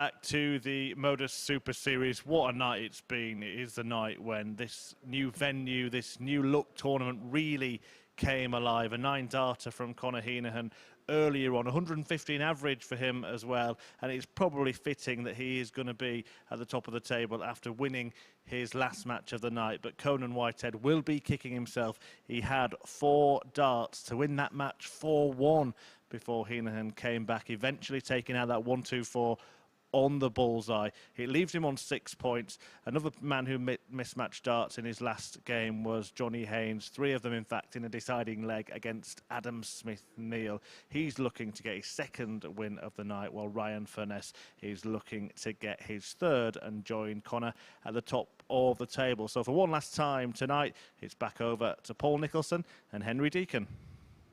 Thank you very much, Chris. And what a night we have had here at the MODUS Super Series. We've seen stratospheric averages, we've seen 9 darters, we've seen some drama, we've seen some deciding legs. And we're going to see how the group develops for tomorrow's session by the end of play here. Johnny Haynes on 2 points after his first 3 games. Ryan Finesse could put himself joint top overnight with Conor Henahan, and we've spoken about Conor all evening, but perhaps Ryan Finesse and his performances have been overshadowed a little bit. I think that's very fair to say. But I think the biggest subject coming into this match is what kind of result does Conor Whitehead need? He's only got 1 win from 3 tonight. He's sitting on 2 points, but I think he would admit to us, if he was sitting in between us now, Henry, First he'd leg want is a Johnny Haynes to throw win. first. He doesn't want to see 2 players on 6 points going into tomorrow night. He wants to see 3 players on 4 and himself 60. on 2, so he's only 2 points behind 3 players. It would make the situation just a bit more realistic for him come Friday night. He wants carnage. That's what we have seen for large 28. parts of tonight as well. And a reminder, we return at 9:30 tomorrow morning here on Sporty Stuff TV for the culmination of Group C. Scott Walters 60. looks as if he's got 1 foot into Saturday night's final after picking up 5 victories from 5 on Thursday. There is a chasing pack developing. Then we return for this tomorrow night from 10. And then Saturday we'll have the 43. finals in front of a crowd. It's dartshop.tv for ticketing information. You can join us on this Saturday night darty party. And who knows, if 60. Pompey beat Plymouth on Saturday, it could get very lively in here. Did I sense a little bit of hope in your voice there? It is 2nd versus 3rd, so there is a bit of hope. 60. Oh, there's that no is- hope there. That's cruelty. Now, some of his darts have been going in very upright in his last couple of matches, but that collision was violent. 61.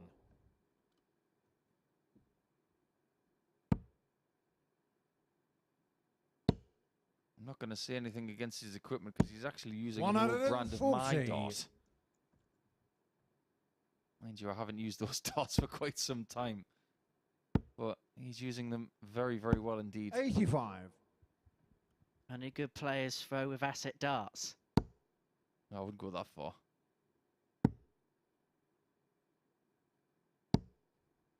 44. Depends who you're selling down the river with that comment. Yeah, I guess so. Not going to say anything against Ryan. I think he's a great lad. Credit to Salisbury, credit to himself. And he's recently been selected for the B team for Hampshire. Yeah, he's in the B team. How good are Hampshire? 92. And have a monk. Yeah, Hampshire have got a great squad. Certainly one of the darting hotbeds at the minute. Johnny Haynes will be hoping that 85. he Johnny finds a Rocker, darting 83. hotbed by pinning the 83 for an opening leg hold of throw. Sacrificing a dart to get a shot at the outer ring, which he doesn't even find because he misses the single 18. And the single 40. 14. Run Should your have gone for the treble 101. 17 in the end. Probably would have got it, ironically. Treble 19. We left him a dart at double 12, so Haynes will return, but he should really be having 49. free at Johnny double Rocker, here. 43. Ryan Finesse should really have had a shot at double in this leg. Because he had Shot on the 120 first on the leg. floor. Johnny Haynes. But Johnny Haynes takes it. That's 23 darts, and there is the biggest highlight of that leg. 120 on the floor. Low light as far as Round to throw first. Ryan Game Finesse is concerned, but he's got to put that to the back of his mind here. Move on to leg 2. 41. Both of these guys may have run out of steam at this early part of Friday morning. 85. We're about to hit 1 a.m. And I remember seeing at the start of 2021, when we were doing these particular 94. shifts, it was very unusual for these players to be playing at 1 o'clock in the morning. You don't see that very often anywhere. Unless they're in a tournament 140. that has run well over its usual time slot. But these guys playing at this time of night now is very normal. It happens every Thursday, 100. Friday and Saturday night. It is the new norm. It's part of the darting ecosystem. 80. These two are some of the regulars here. So one of the things that we like about this is we try and find new faces all the time, but we get to see players like Ryan Finesse who burst onto 99. the scene here and has subsequently become one of our regular faces in front of the screen. And this is what you want. You want to develop characters, develop new faces, and 100. when they get the Ranu opportunities Akbar, at things like 167. WDF World Championship, ADC World Opens, that they're not players that are completely new to the spectators and to those watching. 58. Johnny Akbar, 96. Johnny Haynes is the only person in this group who has not graced a weekly final. 3 of the 5 have won a weekly title. 88. Ranu Ryan Akbar, Finesse 109. has got one. That was in week 3 of phase 3 this year. 57. Johnny Akbar, Johnny 8. to double the lead with a better leg than leg 1. Game That's what he's shown got with a second double leg. 4. Johnny That's 17 Haynes. darts, and the average has gone up to 75. Just wonder if Finesse has just hit the wall a bit. He started brilliantly tonight with a 90 Looks like average. Johnny to throw first. Then he Game peaked on. at a 95 against Adam Smith-Neale, but since then, his average has been well below 80 on both occasions. 140. Ryan has had the longest shift of anyone here this evening. He played in match 1. He beat Conor Henahan by 4 legs to 2. He's now playing in the last, and of course, the fixtures will 134. flip tomorrow. So this will subsequently be the first game of our evening session tomorrow, and then Finesse will finish the group up against Conor Henahan, and that could potentially be a game that decides a heck of a lot. 125. I think if you were asking Conor that right now, he will hope that the job is done before he plays against Ryan Finesse. 100. But right now, he's leaving the building thinking he's rather lucky to have got a 6th point. He shouldn't have got that 3rd win. And it will be Dartshire Vu because for the second 140. time this week he'll go into the final round, top of the leaderboard. Yeah, he's got a stew on it overnight, hasn't he? Like he did 100. from Johnny Tuesday to Akbar, Wednesday. 96. It'll be fascinating to see how he behaves a little bit later tonight with that. Johnny Haynes, 96 for a 3-0 lead. And Finesse just doesn't seem to be able to find enough in the 38. scoring stakes Ranu to Akbar, worry his opponent. 167. Well, this would severely worry Johnny Haynes if he got the first treble, and the subsequent ones, they would have left him the poke at the bullseye. 57. But Haynes will Johnny return Akbar, for 58 for a 58. 3-0 lead, and I have to say it has been quite routine and quite comfortable thus far. Tops it is. Now down for double 10. Game shot on the Pins third it, leg. and Johnny it is a Haynes. 3-0 lead for Johnny Haynes. Ryan Finesse hasn't had a darted double in this game so far. Johnny Haynes is 3 from 6, so when he's got the opportunities at the outer ring, he has taken them more Fourth often, leg or as round to throw often first. Game as on. not, and he's cruising towards victory here. Gradually improving leg on leg. Went from 23, 58. 17 to 15. Things are getting into a pretty decent range for Johnny. He is very happy playing in a relaxed fashion, but 95. if he stays focused here, he's going to do enough to make sure he walks into Friday night with 4 points alongside Finesse.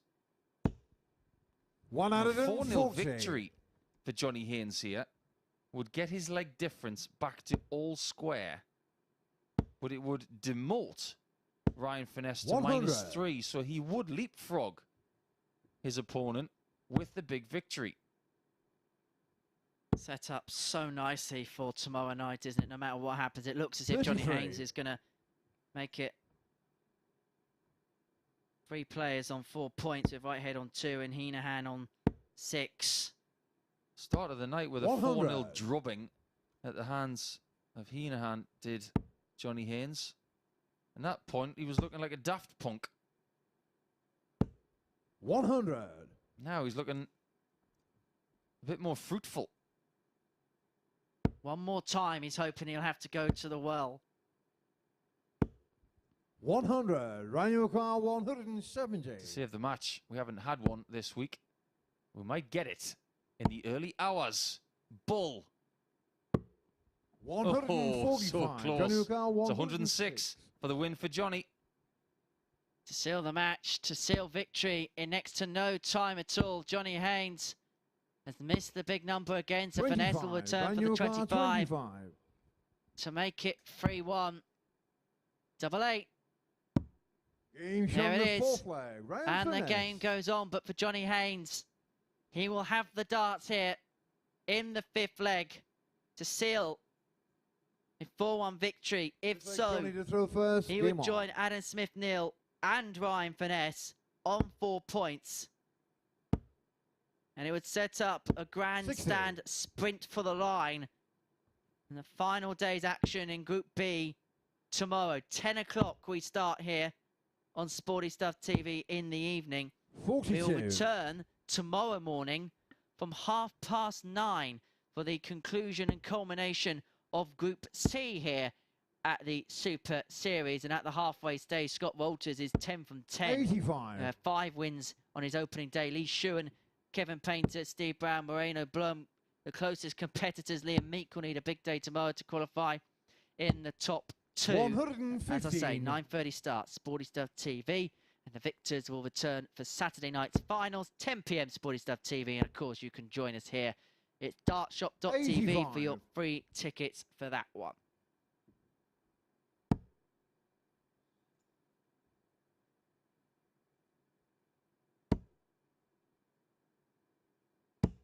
$81.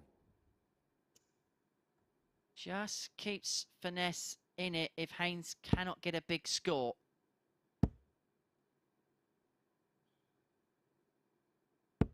$60. But the door is now open for Ryan Finesse if he can find himself a treble. Do the right thing, Ryan. 99. Do the right thing. And he does by leaving the 164.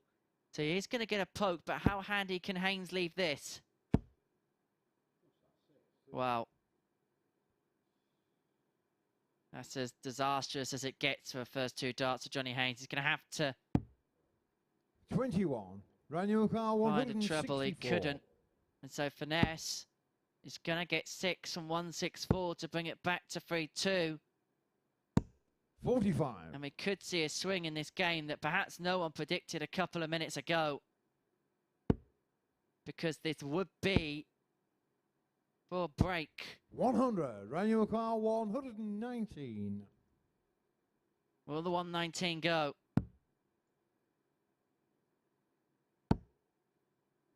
Not this time. So Johnny Haynes is going to have the 59. opportunity Johnny O'Connor 90. at 90 for the match.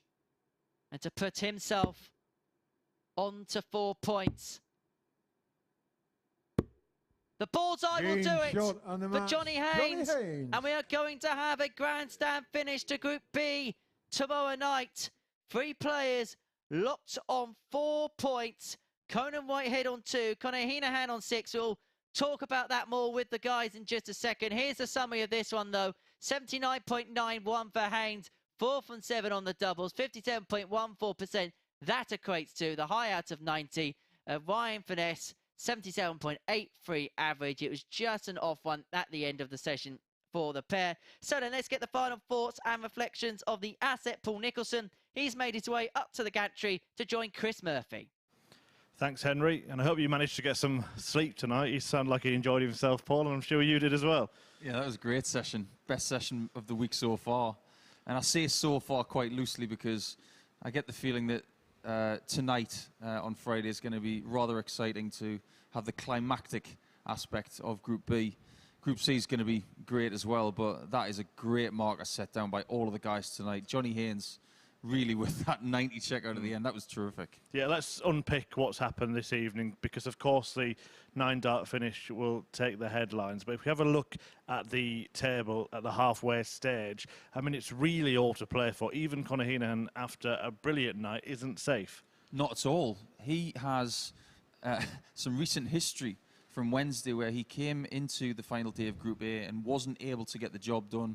So some demons will be floating around him over the next 15 to 16 hours. So he's going to have to address that. But Conor Whitehead at the foot of the table, he's definitely left some points out there tonight. But if he was to come away with 3 wins out of 4 for Friday night, he's definitely got a good chance. But I think you'll see a definite aggressive mindset from Conan, but everybody's still in it, and that's what makes for a great Friday night action. Yeah, that will be decided tomorrow evening from 10 p.m. here on Sporty Stuff TV. But tomorrow morning, or this morning even, from 9:30 a.m., we have the conclusion of Group C. And we would say Scott Walters probably is safe. Maybe 3/4 of a foot in to Saturday night, but I think the first game against Lee Shewan is enormous because if he gets to 12 points, he's got such a massive gap at the top. You've got to think he's safe if he wins that first game. The likes of Kevin Painter and Steve Brown in action as well. Steve Brown, who missed the double for a 9-darter earlier today, only to see Henahan hit it tonight.